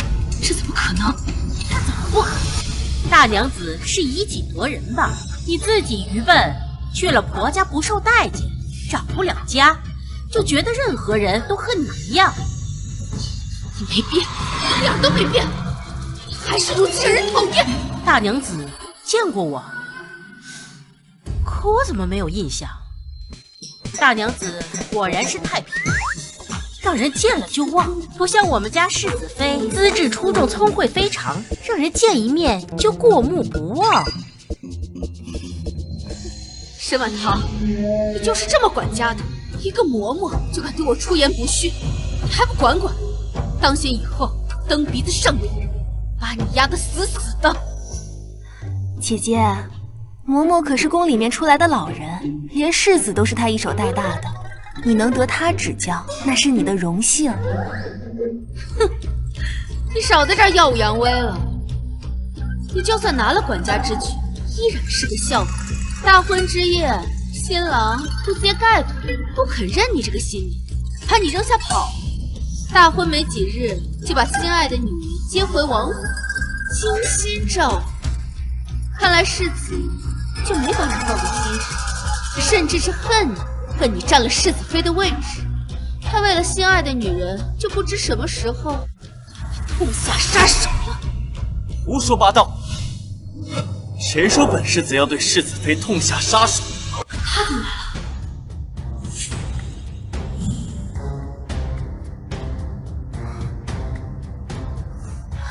世子，找我何事？大伙只有抛下他一人，却给他带来这么大的伤害，不仅外人笑话他，连您这个人过来惩罚他，这个说话。是我对不住你，让你遭受了别人的非议。不过你放心，我不会对你痛下杀手的。不管现在还是将来，只要有我在一天，我都会保你平安顺遂。不可能对他这么好！他为了楚烟洛杀死沈婉堂的，为什么这会不一样了？你身为世子妃的姐姐，却在这里公然的吓唬他，我宁王府的世子妃，何时轮到你来指手画脚？还不滚回你家去！别在这碍我们眼！这是怎么回事？嬷嬷，送客。沈大娘子，请吧。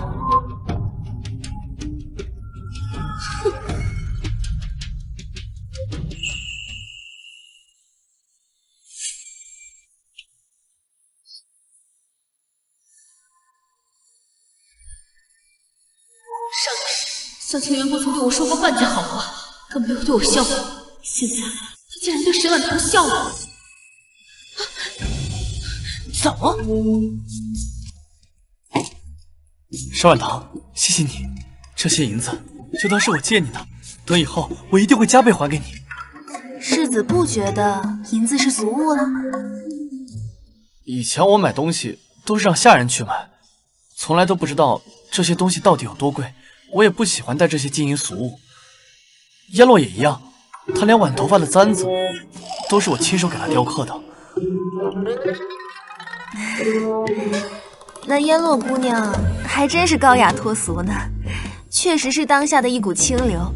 那世子以后多给她送一些木簪就好了，她一定会十分喜欢的。可千万不能给她送金银俗物，不然她就觉得世子不懂她了。你放心，我定是不会送她这些金银俗物，以后这些东西都送给你。世子说的极对，这些金银俗物送我就好。世子妃，您怎么还是把银子借给世子了？王妃嘴上说不管世子，可实际上心疼得很。我若是把事情做绝了，恐怕他未必会开心。而且他是我的顶头上峰，我就要揣测他的心意，才能在王府立足啊。哦，原来如此。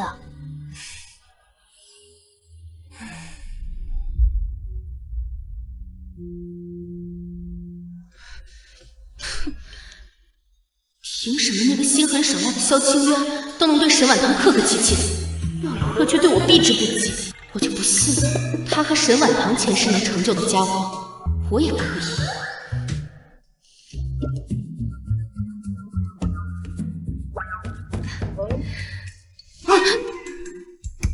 怎么了，夫君？人家是看你读书累了，想给你按按肩。不用，你离我远一点。我们是夫妻，我到底哪里有让你不满意了？你干嘛总是躲着我？娘，娘！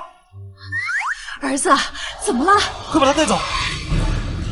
哎呀，马上就要科考了，我跟你说过多少次了，不要来打扰我儿子学习，你聋了是吧？啊，还不给我出去！再敢勾引我儿子，小心我打断你的腿！哼！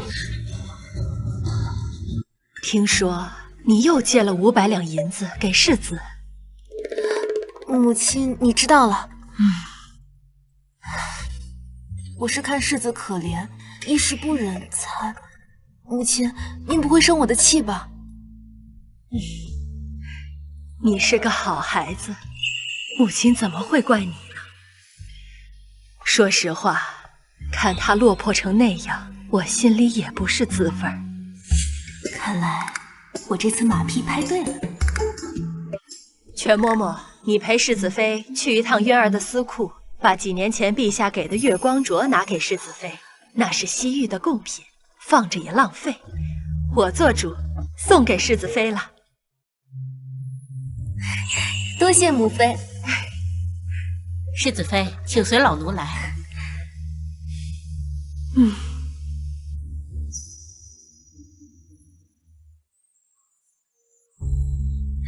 真好看，世子妃手腕纤细雪白，跟这月光镯甚是般配。你们怎么在这里？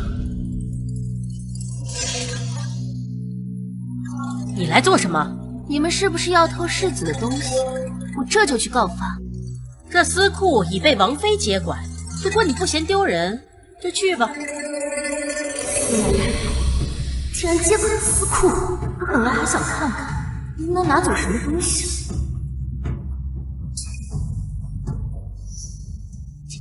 楚姑娘，你要是没什么事的话，就请离开吧。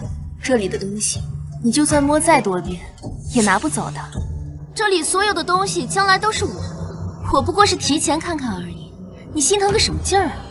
你别以为长得像我，世子就会喜欢你。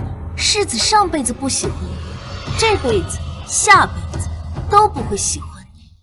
他说上辈子，难道他也是重生？如果有上辈子，世子喜欢的一定是我。你就别做梦了，世子上辈子喜欢的是我，甚至你本来都嫁不成世子，懂吗？你怎知我嫁不成世子？我就是知道。你若识相的话，就把从这里拿的东西交出来。哎呀，母妃送我的这月光镯就是好看。这镯子是我的，怎么会在你手上？还给我！沈明轩，你把它还给我！哎，你是什么东西？你还敢抢？沈明轩，他竟连我的名字都叫错了，看来他是重生无疑。这是我的，我的！还给我！你这个小偷，你就是个无耻的窃贼！你偷走了我世子妃的身份，偷走了我的生活，现在还要偷我的镯子！你还给我！这可是圣上所赐之物，圣上说了，这是给未来世子妃的。你说这是你的，你看。好，很好，我记住你。你们现在欺负我，等我以后当上世子妃，有你们好看！你，哼！世子妃没事吧？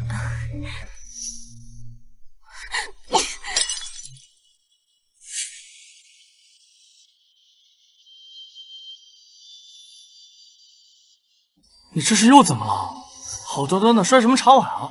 这这已经是我们最后一个茶碗了。你把它摔了，我们拿什么喝茶？什么叫我又怎么了？我在这府里受了天大的委屈，你不问问，居然关心一只茶碗。你受了什么委屈？我刚才见到世子妃，被她欺负了。我不是说了吗？没什么事情，你就不要过去找她了。我被那个女人欺负了，你不听我说话，还跟我说别去找她，你一点都不在乎我。你平心而论，我还不够在乎你吗？既然你在乎我，那你就去找沈婉堂把那只月光镯拿回来，它本来该属于我的。你想要月光手镯？对，我之前做梦梦到过它，在梦里陪了我很久很久。可母亲已经把月光镯送给沈婉堂了。你要是喜欢玉镯的话，我再去给你买个就是了。我不要别的，我就要月光镯。你要是不给我拿回来，我现在就走。可是，世子爷，你怎么又回来了？我不是让你买几个丫鬟回来吗？没银子了。怎么又没银子了？我不是刚刚才把从沈婉堂那借的500两全部都给你了吗？500两银子不经花呀，光是给楚姑娘置办，妆1万，衣鞋子0万，这就直接花了230两。还有楚姑娘日日都要吃的燕窝羹，那都是最顶级的燕窝，这就吃掉25两银子呢。还有请太医抓药。行了，别说了。什么？居然找沈婉堂借银子？如今是他涨价，我不找他借，我还能找谁？难怪沈婉堂他会看不起我。我不管，你现在就把沈婉堂的银子还回去，还有把月光镯拿回来，不然我现在就走。别落，你就别闹了，你去还不行吗？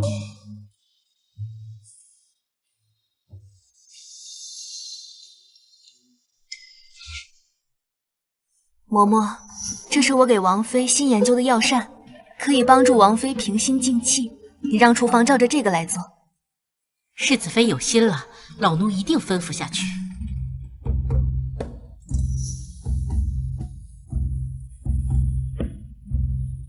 世子，你怎么来了？沈婉堂，你能不能把月光手镯给我？我可以给你其他的东西，司库里面的宝贝随便挑，我绝对不会让你吃亏的。世子，这玉镯是母妃赠给我的，长辈所赠之物，我若是当即转赠给他人，母妃知道了肯定会伤心的。世子，老奴说句僭越的话，您这次做的太过了。世子妃性子好，可你也不能这么欺辱她。先是楚姑娘来闹，哭着喊着要抢走世子妃的镯子，世子妃不曾计较，一个人默默把委屈全咽到了肚子里。可现在你也来要世子妃的镯子，这不是要陷世子妃于不孝的境地吗？他一个人无依无靠的来到王府，全靠王妃的喜欢，他才能勉强支撑下去。你3番5次的打世子妃的脸，现在还要让他把王妃送的镯子给那楚烟落。他要是真的给了，不但王妃会生气，王府的下人们也会见风使舵，以后谁还会听他的号令呢？您这是要活活逼死他呀！那楚烟落的命是命，世子妃的命就不是命了吗？您为何要这样欺辱他？他到底做错了什么？他做的难道还不够好吗？世子，您到底要宠楚烟落到几时？今儿他看上了世子妃的镯子，您来给他要；明儿他看上了王妃的镯子，您是不是也要去给他要？那以后他看中了太后的镯子，你也要管他要吗？抱歉，我先走了。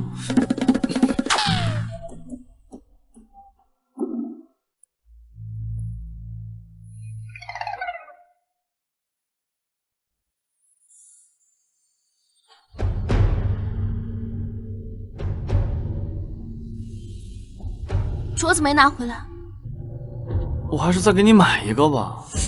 世子，你有钱吗？你那银子都是向沈婉堂借的。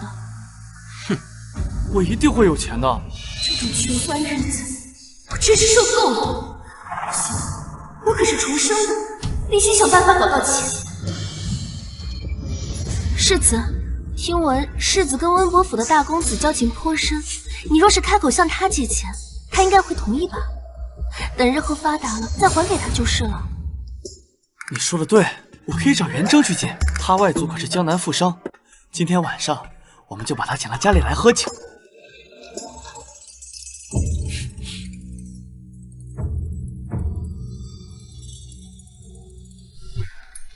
世子爷，咱们没银子买酒了。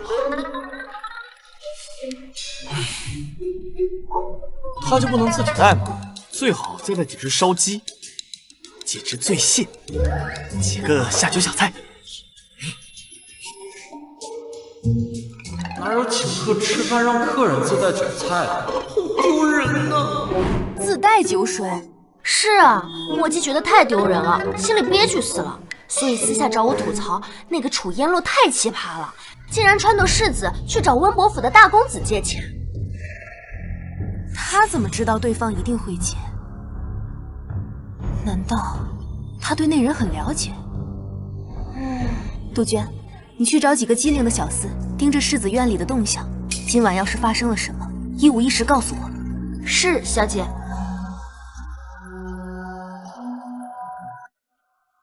清月，你可真行啊！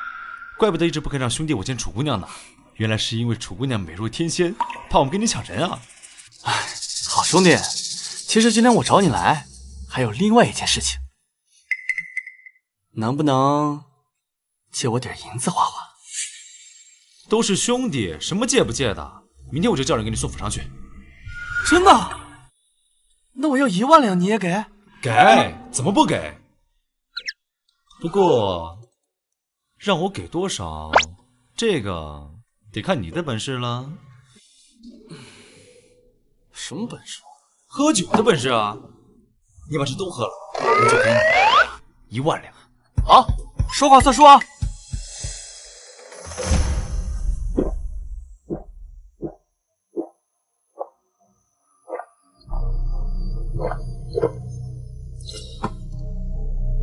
就是再来一壶，我也……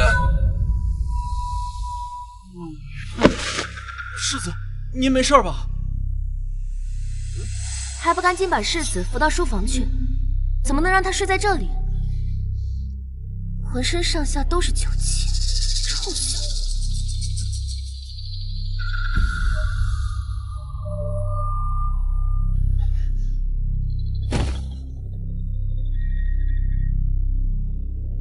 再来一壶。哎，世子，您小心点。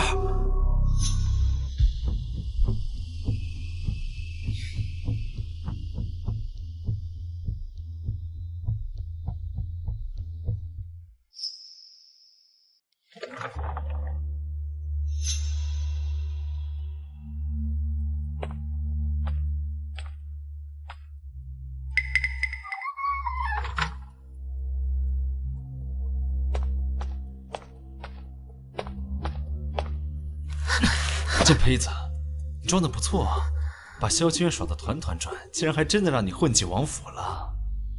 世子就在隔壁，我们这样不好吗？装什么装啊！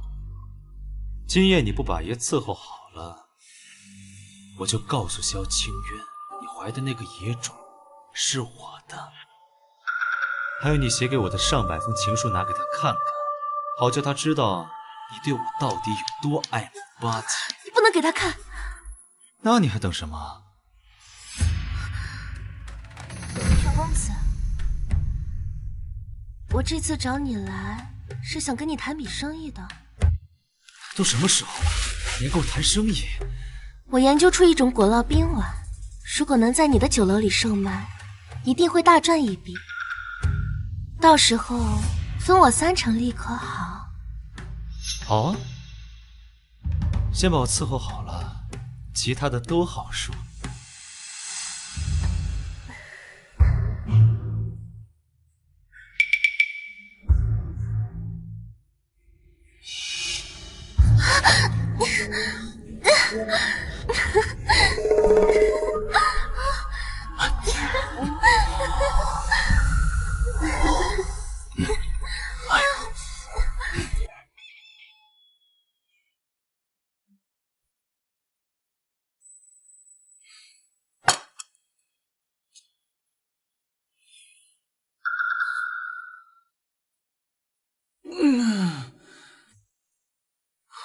爷，您醒了，可是头疼，是有些难受。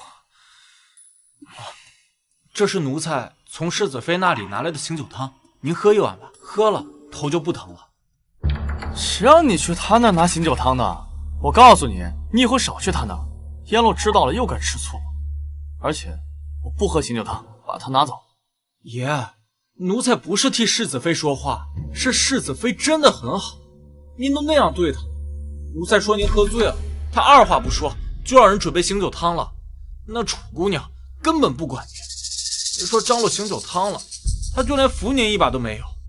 她甚至不肯让您进内室休息，非让小的把您送来书房。木姬，现在连你都开始在背后说燕洛的坏话了，你这是跟谁学的？是跟沈婉堂，还是跟我母亲学的？都不是，爷，奴才只是说了实话。燕洛现在小产，还不足1月，干不了伺候人的活。况且，我本就不该跟她睡一起。她是最冰清玉洁的女子，我尚未给她名分，岂能坏了她的清白？对了，燕洛呢？奴才听说她要找世子妃还钱。还钱？她哪来的钱？哦，我知道了。定是昨天晚上元征留下的，真是我的好兄弟。哼！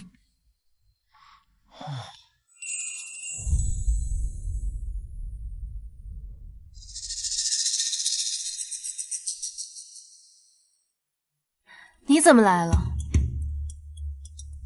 哎，你什么意思啊？世子之前借你的银子，我给你，咱们两清了。这银票谁给你的？当然是我自己赚的。我告诉你，我很快会赚更多的银子，富甲一方的。不像你，就是个寄人篱下的可怜虫。这句话还是送给你自己比较合适吧。我跟世子才是真夫妻。世子夜夜都离不开我，你呢？他和你圆房了吗？我要是你啊，早就没脸在王府待下去了，灰溜溜的走。来人，请世子妃吩咐，把这个有伤风化、不知廉耻的贱妇给我拉下去，关进柴房。放开我！沈婉堂，你疯了吗？世子把我当宝贝一样护着，你敢捆我，死定了！是吗？那等世子来了，我倒是要看看是谁死定了。带走！放开我！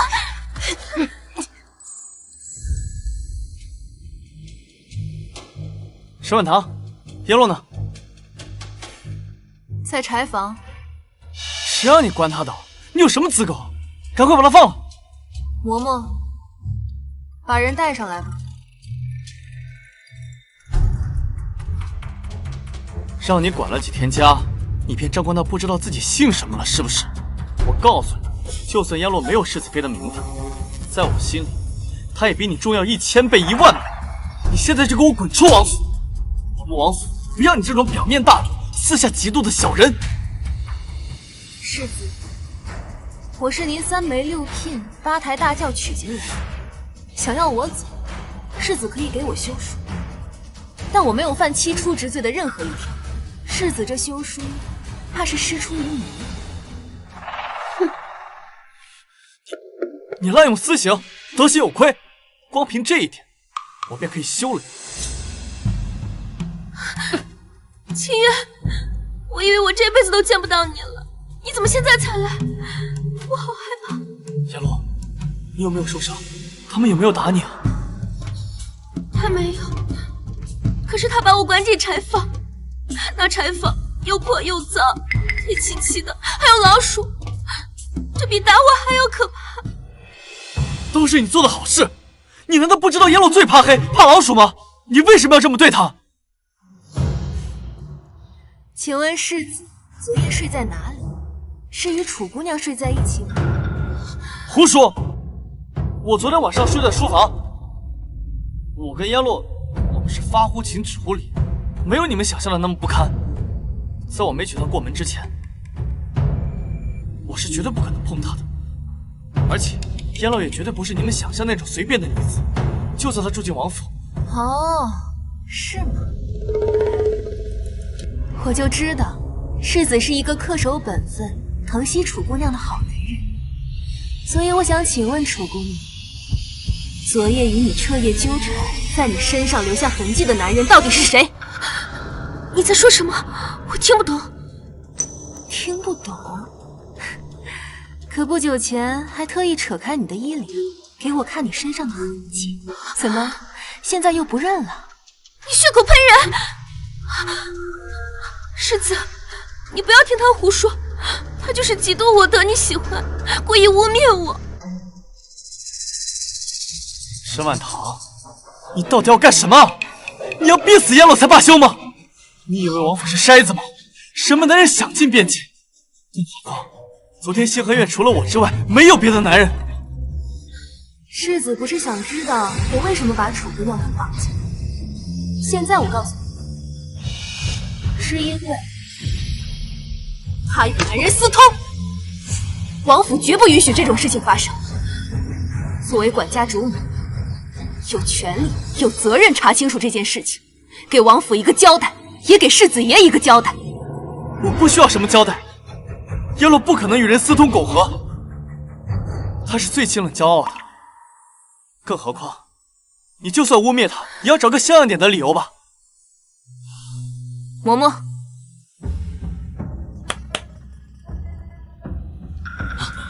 把你们听到的、看到的都如实禀告世子。昨夜奴才二人路过世子的院子，听到里面有一阵男女欢好的声音。那女子的声音就是楚姑娘。过了一会儿，袁大公子从房里出来了。不可能，我不相信！现在整个王府是你掌家，你说一句，他们谁敢不听？他们都可以帮你污蔑燕洛，都可以帮你做伪证。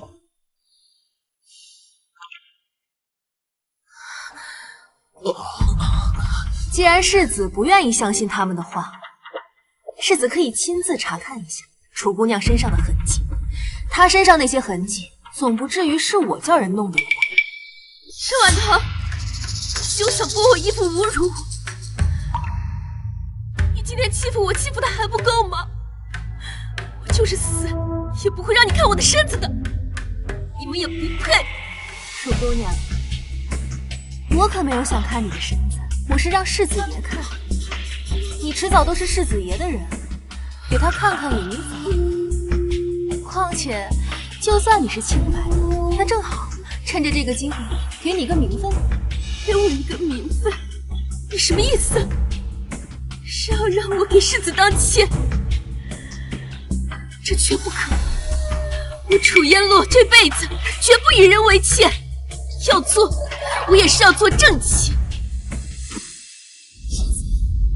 你若是不想亲自查看，你也可以找一个信得过的人帮你看一下楚姑娘的身体状况。若是我诬陷她，我自会向她赔礼道歉。若她真在王府与男人苟合，那我绝不轻饶。燕洛绝对不可能与其他男人私通苟合。你让燕洛受了这么大的伤害，一句道歉就想了事，你非没想的也太好了吧？那世子说该当如何？若燕洛证明他是清白的，你便自请下堂，拿着修书棍撞死，再也不许出现在我们面前。世子，世子不可！好，就按世子说的办。燕洛，你就把领子扯开一些吧，让他们看看，证明你是清白的。我本身就是清白的，不需要证明给任何人看。他们也不配看。燕洛，我知道你不愿意，但你能证明你是清白的，他就能自请下堂。他离开了王府，我们在王府的最后一个阻碍也没有了，到时候我就可以光明正大的去娶你做世子妃了。不行，今天谁也别想看我的身子。可是今天世子必须先看我的身子，才肯娶我。这世子妃不当也罢，我回栖心庵当姑子去。虽然清冷，但所有人都很尊重我，不会动不动就扒我的衣服。叶落，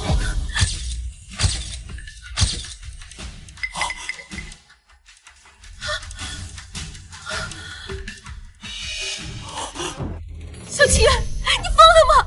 你在干什么？沈万堂说的是真的，你真的与人私通苟合了。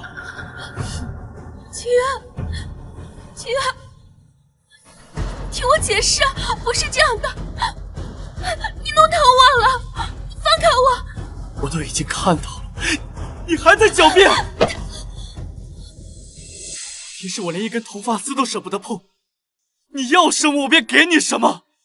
就算你跟别的男人怀了野种，我还是会努力的说服自己，你就是这么报答我的。不是的，清源，你误会我了，我是被威胁的，我是受害者。到现在了，你还在骗我？你把我当傻子吗？把我的心，我所有的爱，甚至我的灵魂都给你了。我顶着父亲母亲的压力，冒着天下之大不韪，照顾你，保护你。可你呢？你就是这么对我的。世子，你误会我了。你对我那么好，我怎么可能跟别的男人好呢？所以我是被灌醉了，我根本无力反抗啊！你一会儿说是被灌醉了，一会儿又说是被威胁了，到底哪个才是真的？怎么，编不出来了？没关系，你有一整夜的时间可以编。全嬷嬷，把这个不知廉耻的女人给我带下去，关进柴房。世子，这一切都是沈婉堂做的局，他嫉妒我，他的目的就是要赶我出府，所以设下这个圈套。世子千万不要中计了。才这么一会儿的时间，你就已经编了3个谎言。那过去那么长时间，你说的又有多少实话？没有，我没说谎，我说的都是实话。明明知道我性格是多么的清傲，我根本不屑于撒谎。好，告诉我，你之前肚子里面怀的孩子到底是谁的？难道他怀疑那个孩子是元征的了吗？我真的不知道，我不是早就跟你说过了吗？我是被下了药，被强迫的，我是受害者。你不敢说是吗？好，那就关到你说为止。来人，给我带下去！是。不要，世子，不要啊，世子！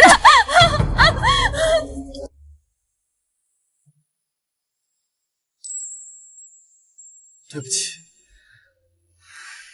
是我误会你了。事情弄清楚了就好。世子爷应该还没有用晚膳吧？我已经让人做了你喜欢吃的东西，送到你院子里去了。你累了一天了，就回去好好休息吧。你不生气吗？世子爷说，我该不该生气啊？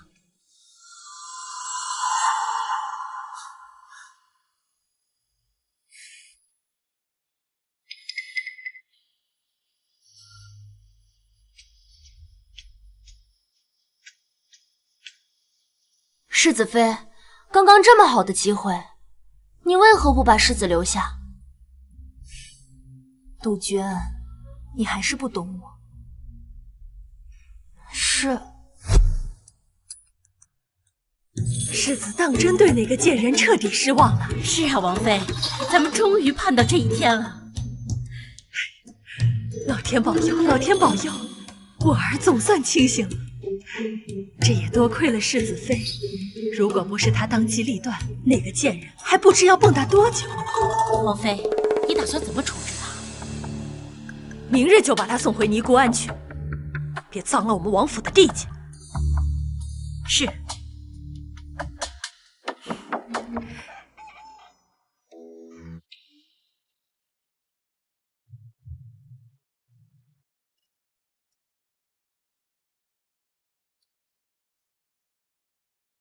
世子，柴房传来消息，说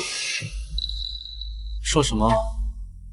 楚姑娘愿意说孩子是谁的了，还说她无颜留在世上，打算上吊自尽，但在死之前想再见你一面。走吧，去看看。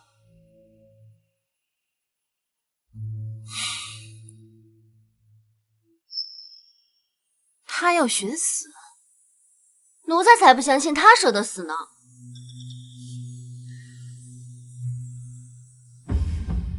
他确实不可能真的寻死。楚烟洛是死过一次重生的人，怎么可能那么轻易放弃生命？奴才记得那日偷听墙角的小厮来报，听说要在那个袁家酒楼做什么果烙冰碗，谋取暴利。我看他呀是攀附世子不成，要去攀附那个什么袁大公子。果烙冰碗明明是我前世为了让百姓消暑才发明的，他想抢占先机，哼，没门！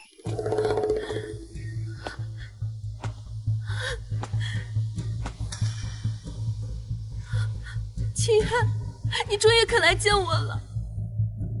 你这是要寻死吗？可我已经不相信你了。所有人都可以误解我，但唯独世子你不行，因为你是我最在意的。无论如何，我都要跟你解释清楚。你还有什么好解释的？世子，昨晚和我苟合的人就是元征。你终于肯承认了。那是因为我有把柄在他手上，不得不屈服。你有什么把柄？我之前怀的那个孩子就是元征的。什么？这不可能！昨晚是元征第一次来我家，他说昨天是第一次见到你，你怎么可能会怀上他的孩子？他骗你的，他其实早就见过我，他对我一见钟情，可是我根本就不喜欢他，所以无论他怎么示好，我都没有回应过。可我没想到，他居然胆大包天，深夜翻墙进楚家，强要了我。可你跟我说，你不知道是谁欺负了你，你不知道你怀的是谁的孩子。他说，如果我敢告诉世子真相，他就找人出去抹黑我，散布我勾引他的谣言，并且还说他要告知所有人，我怀的孩子是他的，让世子颜面尽失，让我身败名裂。我死不足惜，但是我不能让世子因为我被全京城的人耻笑，所以我只能听元征的话。竟然是这样！世子是不是觉得我这样特别没骨气？我力量有限，能为世子做的也只有这些。出了这种事情，你为什么要一个人扛？你为什么不告诉我你受了这么大委屈？我不敢说，怕世子会生气，也怕世子误会我，再也不喜欢我了。你怎么这么傻？现在说出来，我反而一身轻松。世子，我不想再留在这个肮脏的世界了，永别了。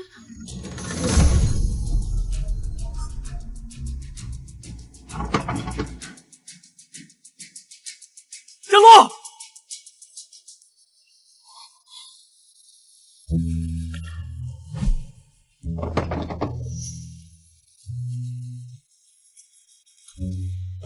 叶落！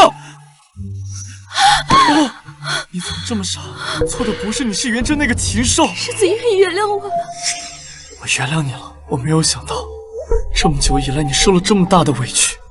你放心，我一定帮你讨回公道。我现在就去找元征那个禽兽算账。等一下！怎么了？若是这事情闹得满城皆知，到时候全程都在散播我血性杨花、勾引元贞的谣言。我怀过他孩子的事也保不住了，甚至都被全城的人耻笑。我也会身败名裂。难道这件事就这么算了？那是我一直以来的伤痛，我不想再揭开伤疤了。以后世子不要跟他来往就是了。再说，元家也不是良善之辈，我不希望你跟他们起冲突。若不答应，那我就再死一次。好，我不去了，你别想不开了。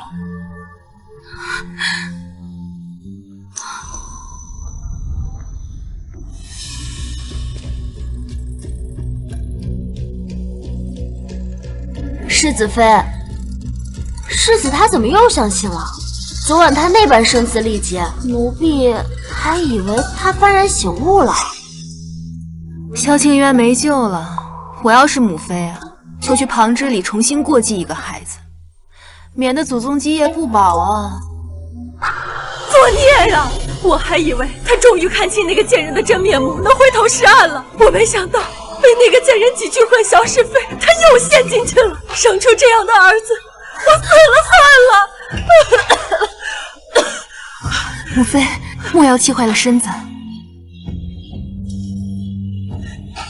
桃儿，我真恨不得一刀捅死那个女人。母妃别急，我有办法让她再无翻身之地。我已经把元贞的银子全部都还回去了，从今以后我跟他恩断义绝。世子这么做都为了我，我很感动。从前我不喜金银俗物，但日后为了世子，我愿意赚钱谋生。叶落，我怎么能让你去赚钱谋生？我还有其他朋友，大不了我再向他们借就是了。你先听我说，我发明了一种国烙冰纹，十分可口美味，一旦上市一定会大受欢迎。我已经跟青云楼说好，在他们店里售卖，很快我们就会有很多银子。你竟然还会做这些，你真能干。不过，你是怎么认识青云楼的人？青云楼其实是袁家私下的产业，不为人知这件事，千万不能让萧清渊知道。我从前经常光顾这家店，去多了就熟悉了。3日后就是国烙冰碗正式上市的日子，作为发明者，我也会亲自前往。世子跟我一起去吧。好，你的生意我一定完成。世子妃，打听到了，庆运楼已经开始造势了。他们派人四处宣扬，说他们最近呀会推出几道天下惊奇的食品，还说制造这些食品的人是一位天下无双的奇女子，邀请天下名流3日后去庆运楼品尝呢。现在啊，人人都被吊足了胃口，京城里很多人都在好奇，能让庆运楼如此造势的奇女子究竟是谁？她发明的小吃又是多么奇特？庆运楼的席位全都被一扫而空了。前世我做的小吃流传广泛，楚烟洛必然吃我，才会如此如法炮制。但我的配方可不是那么容易模仿的。造势造得这么大，也不怕白忙活。既然他那么爱出风头，我就在那一日让他出个够。若非提前预定了位置，我们都进不来。这楼下乌乌压压全是人，门外还有这么多人在排队。庆运楼这次还真是声势浩大，来的人越多，等一下就越热闹。咱们呀，负责看戏就好。客官，这是您要的本店新推出的特色小吃，您尝尝。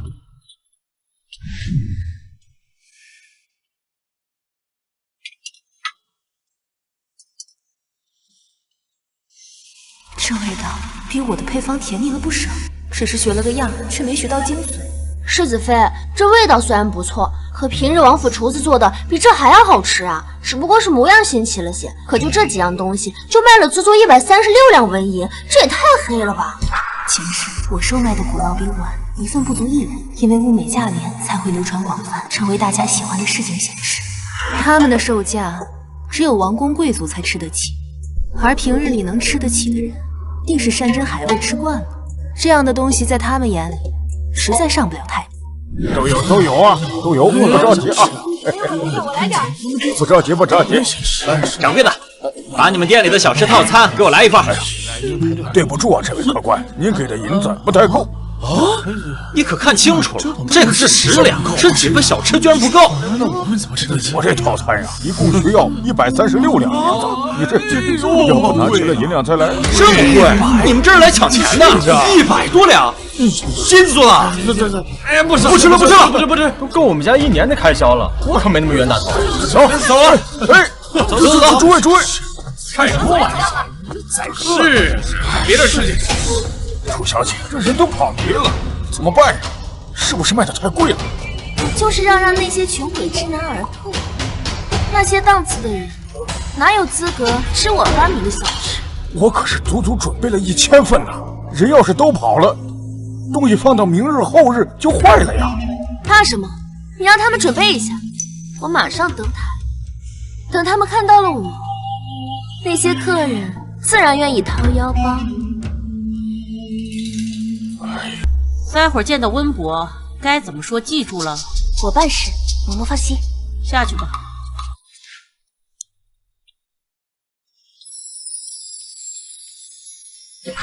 不好了，夫人！最近京城一直流传着少爷的坏话，说他是一个强奸妇女的恶霸，还有人义愤填膺想去报官呢。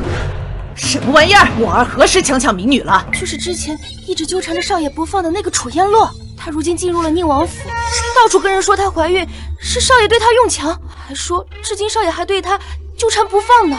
放他娘的屁！这个贱人，当初死缠烂打想嫁进我们家，上在闺中就多次勾引我儿，我就没见过这么不要脸的东西，居然敢坏我元府的名声！去，把他之前写的那些没羞没臊的情书给我找出来，我要去宁王府讨个说法。他不在宁王府，而是去了青云楼。哼，还敢去我们袁家的地盘，看我不扒他一层皮！诸位，且慢！这位就是丑姑娘，她冰雪聪明啊，不但发明了果酪冰碗这样的好东西，还有各式各样的小吃。诸位如果想尝尝丑姑娘发明的美食，那就赶紧来我们青云楼吧。这楚姑娘长得跟仙女似的，竟然还这么懂生活，我真是越来越喜欢她了。楚姑娘长得跟仙女，估计喜欢楚姑娘的人多的是，人家萧世子早就把她接回王府了。听说还要让她当世子妃呢，你呀排不上号喽。排不上号不耽误我喜欢人家呀，是吧？我可以用实际行动支持他。世子，这人好多啊，这些都是燕洛的功劳。你没看到这些人多仰慕他吗？银子，我也要多买几份支持他。我这只有5两银子了，这还是跟杜鹃借的。你算了，5两银子倒也够了。小二，把你们这的小食都给我上一份。这位客官，你没开玩笑吧？这么点碎银还不够一份果酪冰碗的。果酪冰碗多少钱？1碗136两。你说什么？世子，这一套100多两银子，比您1个月月例都多呀。萧乱不是不喜欢金银俗物吗？现在怎么为了赚银子，把几样普通的点心定价这么高？世子，你来了。世子来了。燕洛，这几样东西是不是定价太贵了？虽说模样新奇，可是普通人根本就吃不起啊。世子若是觉得贵了，不吃就是。你也知道，我对金银俗物不感兴趣。我定这样的价格，根本不是为了赚钱，我只是为了让这里的食客有里子有面子。可是酒楼有面子，向来都是因为菜品和品质，何止是因为价格啊？这些东西除了我，根本没人能做得出来，他们独一无二，难道不值得高价吗？谁说你们家东西独一无二了？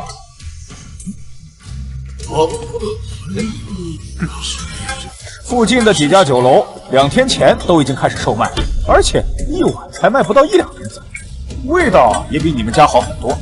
不可能，在撒谎！这就是我从隔壁杏花楼打包的，大家看一看，是不是和他们的一模一样？你看，而且味道还比他们好得多，不像他们的那个甜的发腻。还真是一模一样，是吧？价格还便宜几10倍。这庆运楼不是把咱们当猴子耍吗？就是，走，我们去附近的店里吃，人家早就卖了。青玉楼肯定是抄袭的，什么百年老店，等着倒闭吗？就是。你们别走啊！楚烟落，你这个贱人，终于让我找到了你。这位不是温伯府的袁夫人吗？先别走，我先来看看。哎，温伯夫人，她怎么？好戏要开始了。世子救我！不要怕，有我在。贱人，是不是你在外面到处转，我儿强占了你？我没有，夫人误会了。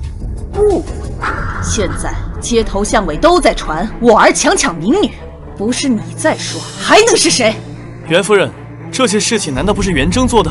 他做的，别人就说不得。就算是你们袁家的名声受损，那也是袁征咎由自取。世子，你不会天真的以为这女人是什么好东西吧？当初我看不上她死缠烂打的勾栏做跑，不准袁征同她来往。她倒好，连着多日钻狗洞，到内院爬我儿的床，还蓄意怀上孩子。你说什么？这不可能！这定是你为袁征脱罪的说辞。他的做派，温伯府上上下下无人不知，无人不晓。还有这些，都是他给我儿写的情书，足足上百封，上面的话骚气露骨，比青楼女子还下贱。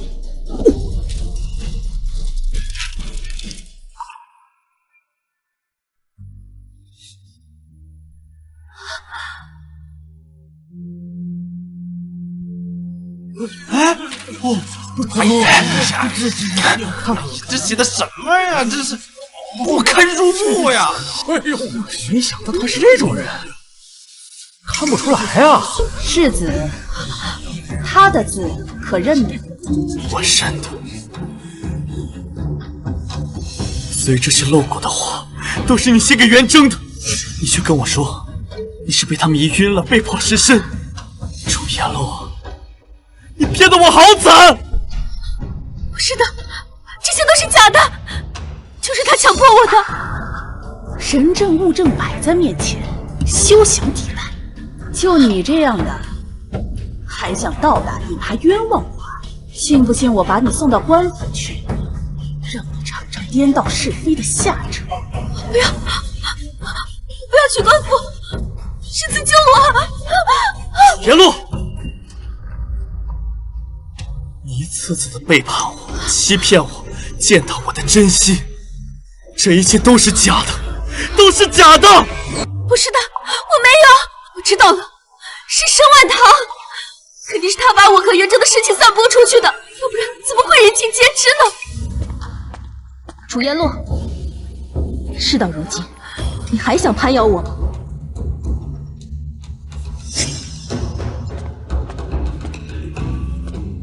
世子妃，你怎么来了？沈婉堂，你是来看我笑话的？我不是来看你笑话的，我是想向你讨个说法。我想问问，这果烙冰碗明明是我发明的，怎么就成了你的东西？什么？你发明的？不可能！附近那些店铺的配方也都是我提供的，上市的时间也比庆运楼要早，谁偷了谁的，一目了然。原来真正的发明者是世子妃呀，太奇葩了！偷了人家的丈夫不算，还偷人家的配方。不是的，他在骗人，是他偷了我的，还提前公布出来。我说怎么有人家会做呢？早在2个月前，我就已经给母妃做过，那个时候你还在尼姑庵呢。我说你怎么突然会做这些？原来连这个都是你偷了世子妃。我会做这个是因为前世。难道你也？不可能啊！我发明这果烙冰碗，是为了给百姓们增添几分乐趣甜蜜，故而薄利多销，而不是为了让你哄抬高价，借机敛财的。世子妃说的好呀，有些人就是贪银子，什么招都用了。这就是啊，你看看呐，要是信庆运楼跟他合作，心思太重，大家以后都别来了。是啊，就是以后再也不来。趁早关门算了。就是，贱人，都是因为你坏了我们袁家庆云楼的招牌，毁了我们百年老爹的名声。你说什么？这青云楼是袁家的？没错，庆云楼是我儿名下的产业，之前生意一直很好，有口皆碑。现在被他害成这样，我绝饶不了他。我说你怎么认识青云楼的老板？原来这里的老板就是袁征，你跟他合作还让我来捧场，这就是你跟我说的在强迫你。说这都是为了谁啊？还不是因为你没本事，连银子都拿不出来，养不活我，你宁愿把金银珠宝都送给沈婉堂，也不送给我。我再不自己赚，等着吃土吗？楚烟楼，你何时变成这个样子？当初我在法阵寺见到的，你不顾危险爬上屋顶，只为救一只小猫，那个善良的你，到底去哪儿了？他也在法真寺救过小猫吗？倒是巧了，我家世子妃1年前也特意爬上法真寺的屋顶，救过一只狸花猫呢。你说什么？我没说什么呀，就是觉得挺巧。世子妃，你当时在法真寺救过小猫？好像是有这回事。你那日穿了什么颜色的衣服？时间太久了，我不记得。奴婢记得是一件天青色衣裙。奴婢本来觉得那件衣裳太素了，可小姐说佛门净地不宜艳丽，就特意穿了那件。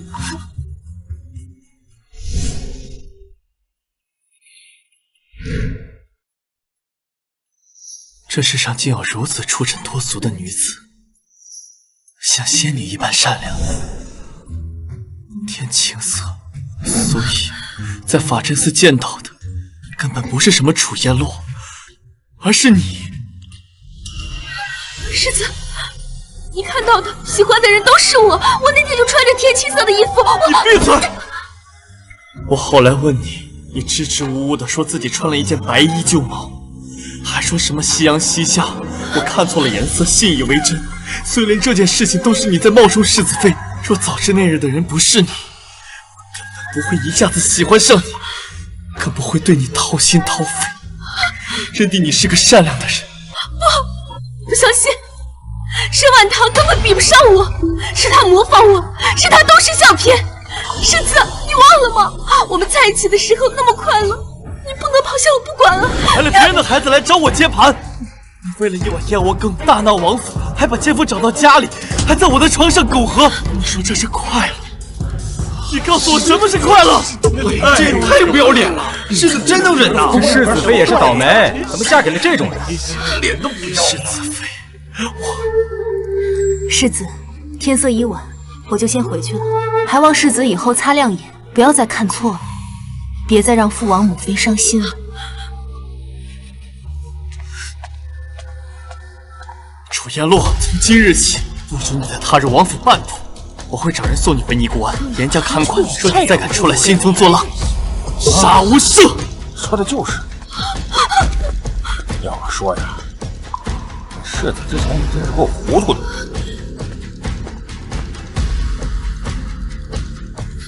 想走没那么容易，你坏了我儿名声，砸了庆云楼的招牌，这一仗慢慢跟他算。来人，把他给我带回温伯府去。不要，放开我！走。世子妃，原来当初世子真正喜欢的人是你啊！这次他看清了楚烟路的真面目，肯定会回头是岸的。你们终于能修成正果了。杜鹃，他若是来找我，就说我身体抱恙，不想见人。这又是为何呀？杜鹃，以后你就会明白，有时候男人的幡然悔悟，想回头是岸，并不是因为喜欢，他只是在一个女人身上栽了跟头，便想在另外一个女人身上找回甜头罢了。哦。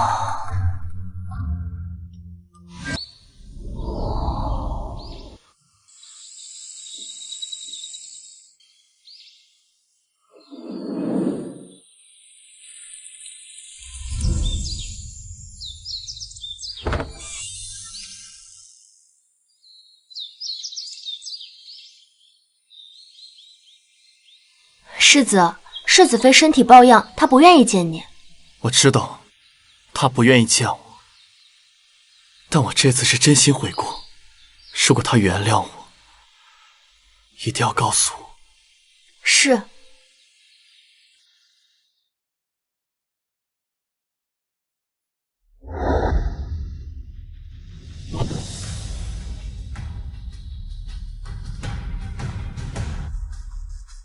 世子，你这是做什么？是孩儿不孝，被人蒙蔽了双眼，迷惑了心智，做了很多错事，让你们操了不少心。孩儿知错了。可上一回被楚颜洛迷惑了几句，你又回心转意了。谁知道这一次你会不会再上当？绝对不会了。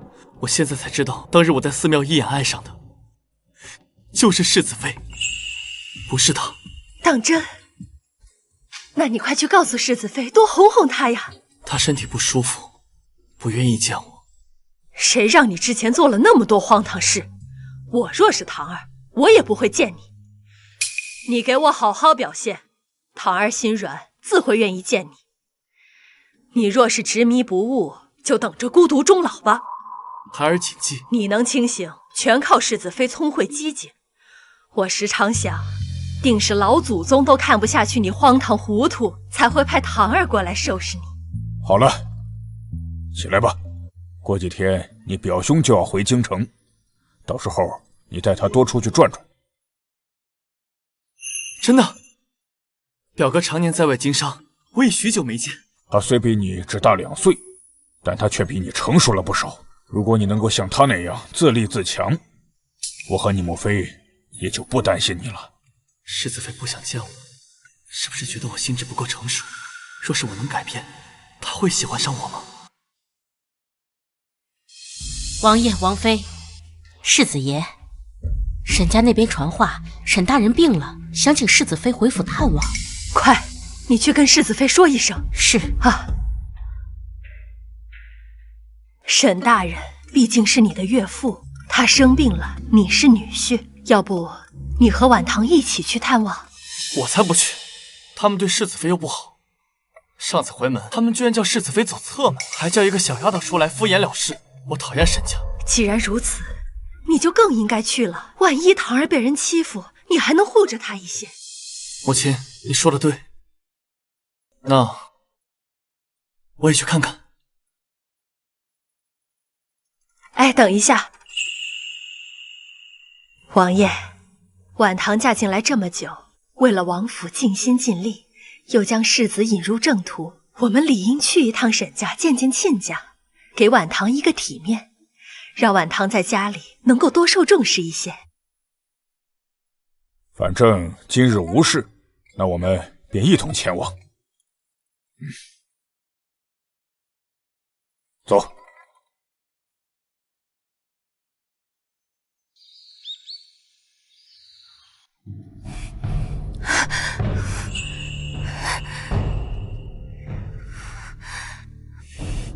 父亲没病，为何要差人去王府送信，说您病重？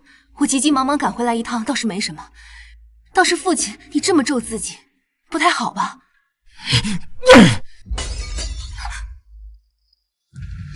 不孝的东西，嫁进王府之后翅膀都硬了，竟连我的话都不听了吗？我何时不孝了？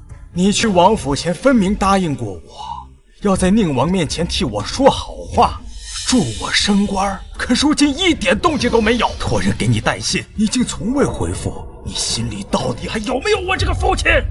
你又不是不知道，世子并不喜欢我，我在王府连自己都要养育不起，却有什么资格让王爷给您晋升？还不是你无用，连男人的心都抓不住。堂堂世子妃，竟比不过一个外室，真是个废物。原来我在父亲眼里，只是一个让您上位的棋子。这是说的什么话？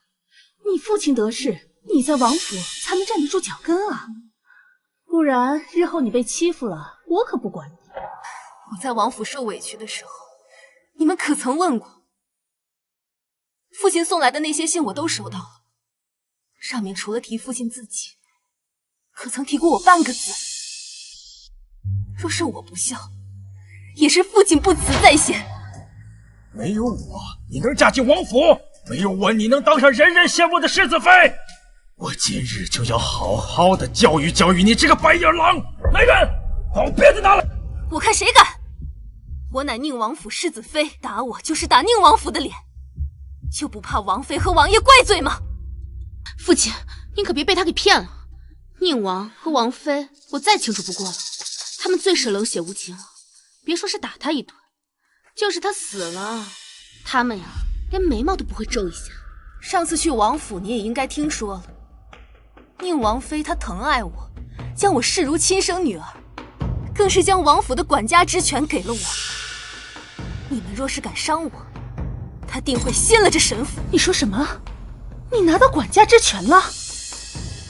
娘，千万别被他糊弄了。我打听清楚了，宁王妃最近身体不舒服，这才临时让她执掌钟馗。过阵子王妃身体好了，就会收回来。娘，您忘了我跟您说过什么了？那个王妃最是刻薄，最是喜欢刁难儿媳。我就不信怎么会疼爱她呢？上辈子我在老妖婆手里差点被蹉跎死，沈婉堂不过是个庶女，还不如我呢。老妖婆怎么可能瞧得上我？老爷，轩儿说的有道理，但凡王府的人重视她，也不会任由那个妾室作威作福至今了。她如此没用，还敢顶撞，要不给她点教训，日后她更不听话了。把我鞭子拿来！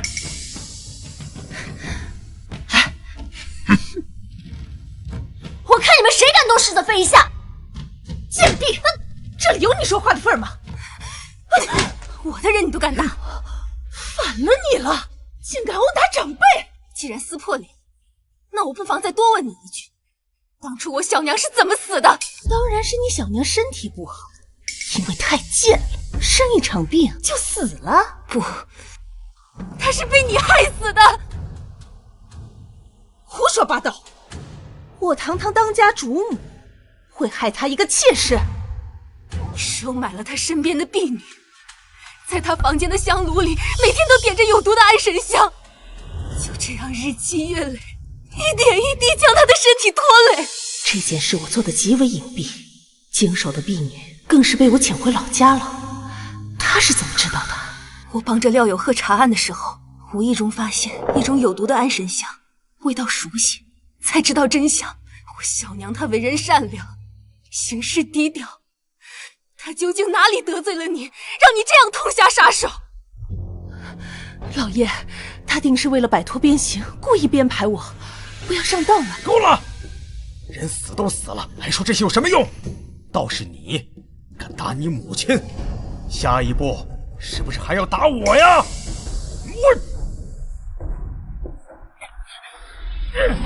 一条人命在你眼里究竟算得了什么？他侍奉你20多年，换来你一句死都死了。沈观年，你这种衣冠禽兽，根本不配为父，不配为父！放肆！愣着干什么？还不把他给我按住！去！是。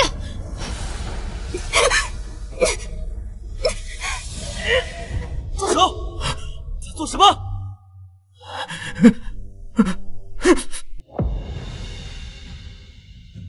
住手！在干什么？婉堂，你没事吧？他们一家子怎么都来了？不知王爷、王妃、世子大驾光临，下官有失远迎，还请王爷恕罪。这管事的怎么回事？竟也不通报一声？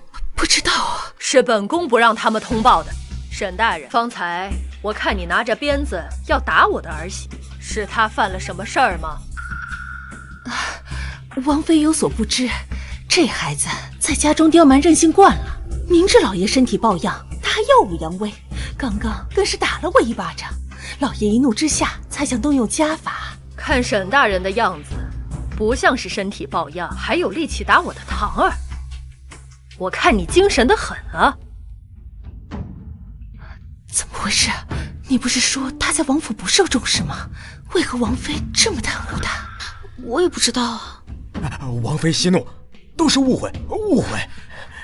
什么误会？上次世子妃回门，你们就有意怠慢她，这次更是变本加厉。既然动起手来，这么粗的鞭子砸在人的身上，恐怕半条命都没了吧？哼，沈大人，如果没有猜错的话，你是为了你的官职故意责令世子妃吧？下官怎敢？王府有规定，但凡是从外面送来的信件，都要一一核查。所以，你写给王妃所有的信件，本王都看到了。你说什么？多次勒令世子妃找到本王，帮你升官。原本我也担心她像你一样拎不清，好在她是一个懂事的孩子，从未提出过无理的要求。倒是你把她叫过来，无故责罚。沈大人，你为何迟迟没有升官？你心里就没点数吗？你资质平庸也就罢了，私下也没少收受贿赂吧？本王想看在世子妃的面子上，睁一只眼闭一只眼，没有罢了你的官。没成想你竟如此不识抬举。父王，若是我父亲他为官不仁，鱼肉百姓，还请您不要看在我的面子上包庇他，该怎么处置就怎么处置。石婉堂，你既然世子妃已经发话，那么本王就会秉公处理。父王，另有儿媳的生母之死，也与其事息息相关。儿媳已经找到证人所在之地，暗中派人去寻了。等到将证人带回，还请父王替我做主，严逮凶手。本王允了。沈婉堂，你是我们沈家的女儿，怎能这样对我们？女儿？你们沈家可曾真的将她当作家人？她生母去世的早，在你这种主母手下过活，还不知怎么被欺负。难怪她从来不争不抢，定是在家中受尽了苦楚，才会什么委屈都不说。堂儿这样的好孩子，你们不珍惜，自会有人珍惜。从今往后，你不仅是我的儿媳，更是我的女儿，谁敢伤她一分，本宫必定加倍奉还。母亲，好孩子，不怕。你身后是宁王府，你父王和我，还有世子，都是你的后盾。怎么回事？宁王一家为什么会对他这么好？之前明明不是这样的。又是你！上次在王府，便是你对世子妃出言不逊，现在你仍不知悔改。世子，你最爱的不是楚烟洛吗？甚至不惜为了他和家人决裂。如今你怎么这么在乎沈婉堂啊？别再给我提楚烟洛！从今往后，我跟他再无瓜葛。我的世子妃只有沈婉堂一人。本来王爷和本宫还想来见一见亲家，现在看来你们根本就不配。堂儿，跟母亲回去，以后这晦气地方不来也罢。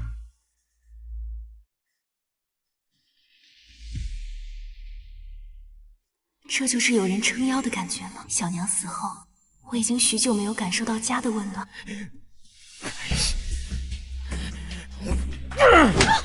都是你们两个废胡说八道！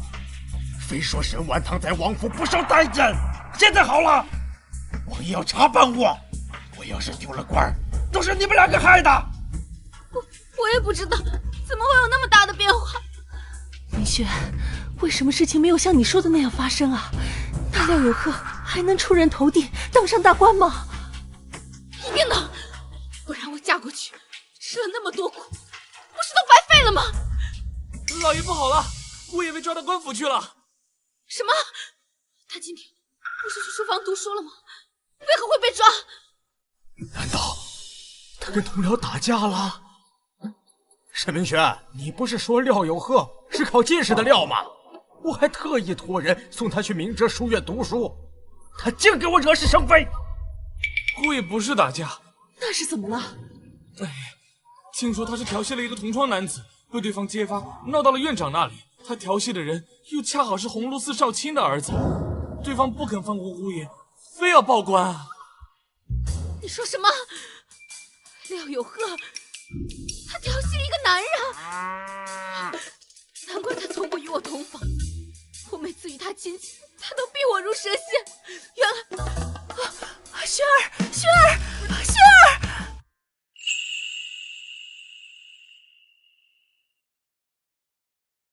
爷，这是法真寺的住持让人给您送来的。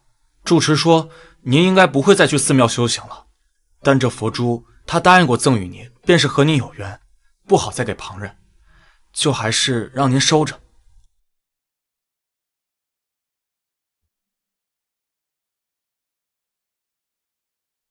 住持有心了，都怪我，一会儿闹着要当和尚，一会儿又不当了，给住持添麻烦了。爷，您如今真是不一样了，事事都会先反省自己。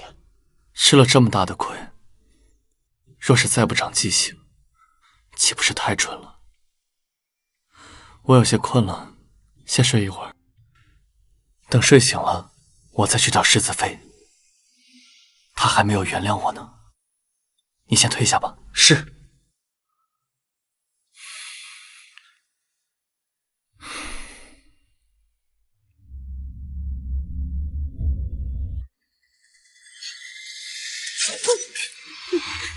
就算是死，我也要拉你陪葬。沈婉堂，这辈子就想赢我！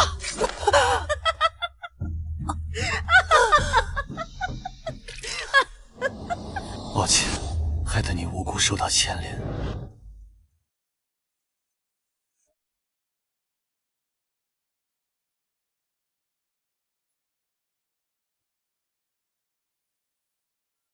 往后余生，我会常伴青灯古佛，替你超度。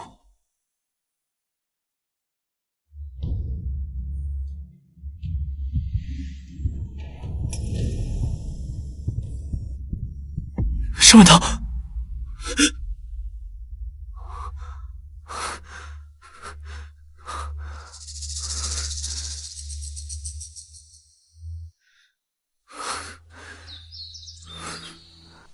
世子妃，奴婢听说沈明轩家的那个书生廖有鹤调戏了不该得罪的人，被人打断了手脚，送去官府，连科考的资格都取消了。没想到廖有鹤这个癖好这么快就被发现了。记得沈明轩当初要跟我换钱，属于是自食恶果了。现如今老爷被停职调查，当年姨娘的案子也重新调查，沈家乱成一团，沈明轩都快气疯了。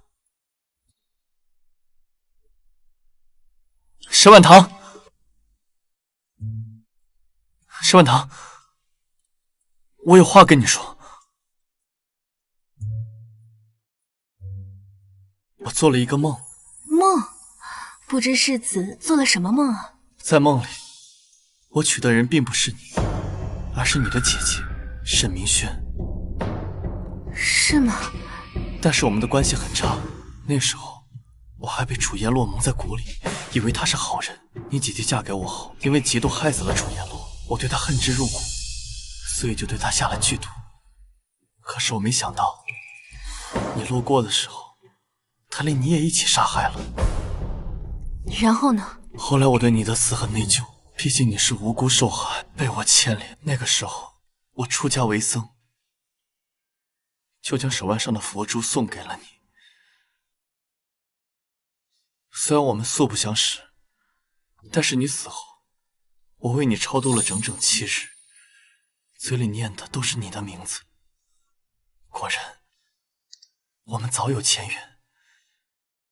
前世我死后，他竟然为我超度了7日。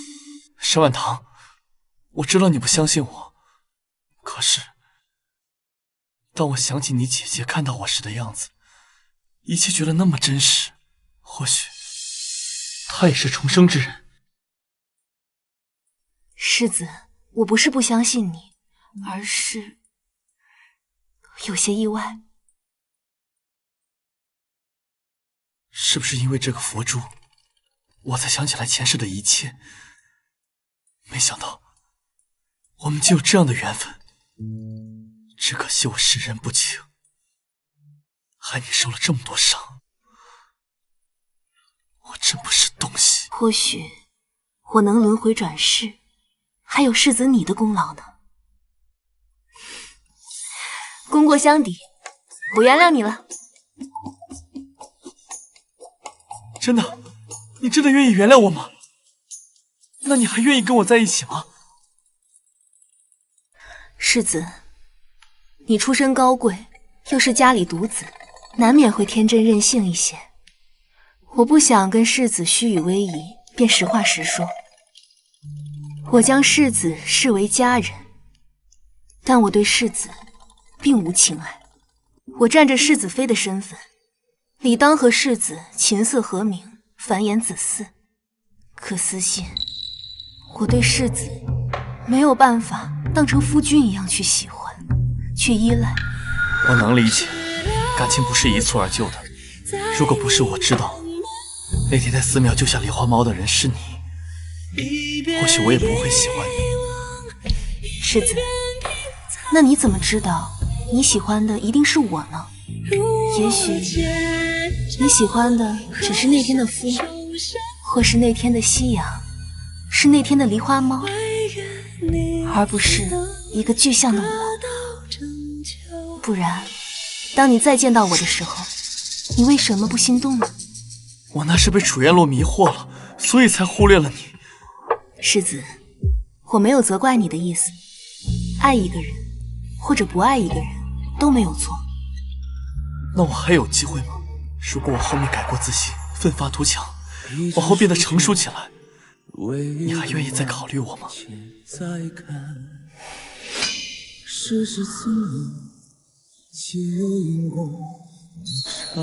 不如我们给彼此1年的时间吧。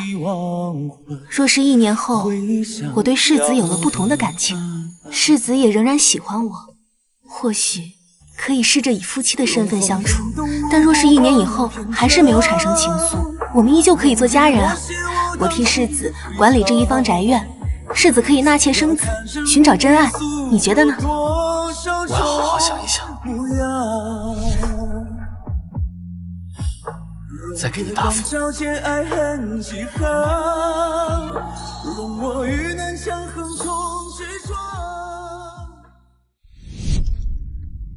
渊儿，你当真要跟你表哥出去闯荡？你长这么大，还是第一次去离家这么远的地方。母亲，这几日我和表哥畅聊起外面的世界，才知道自己这些年一直被困囿在一方天地里，错过的实在太多了。从前儿子不够成熟，身性顽劣，兴许出去闯荡一番，能快速成长起来。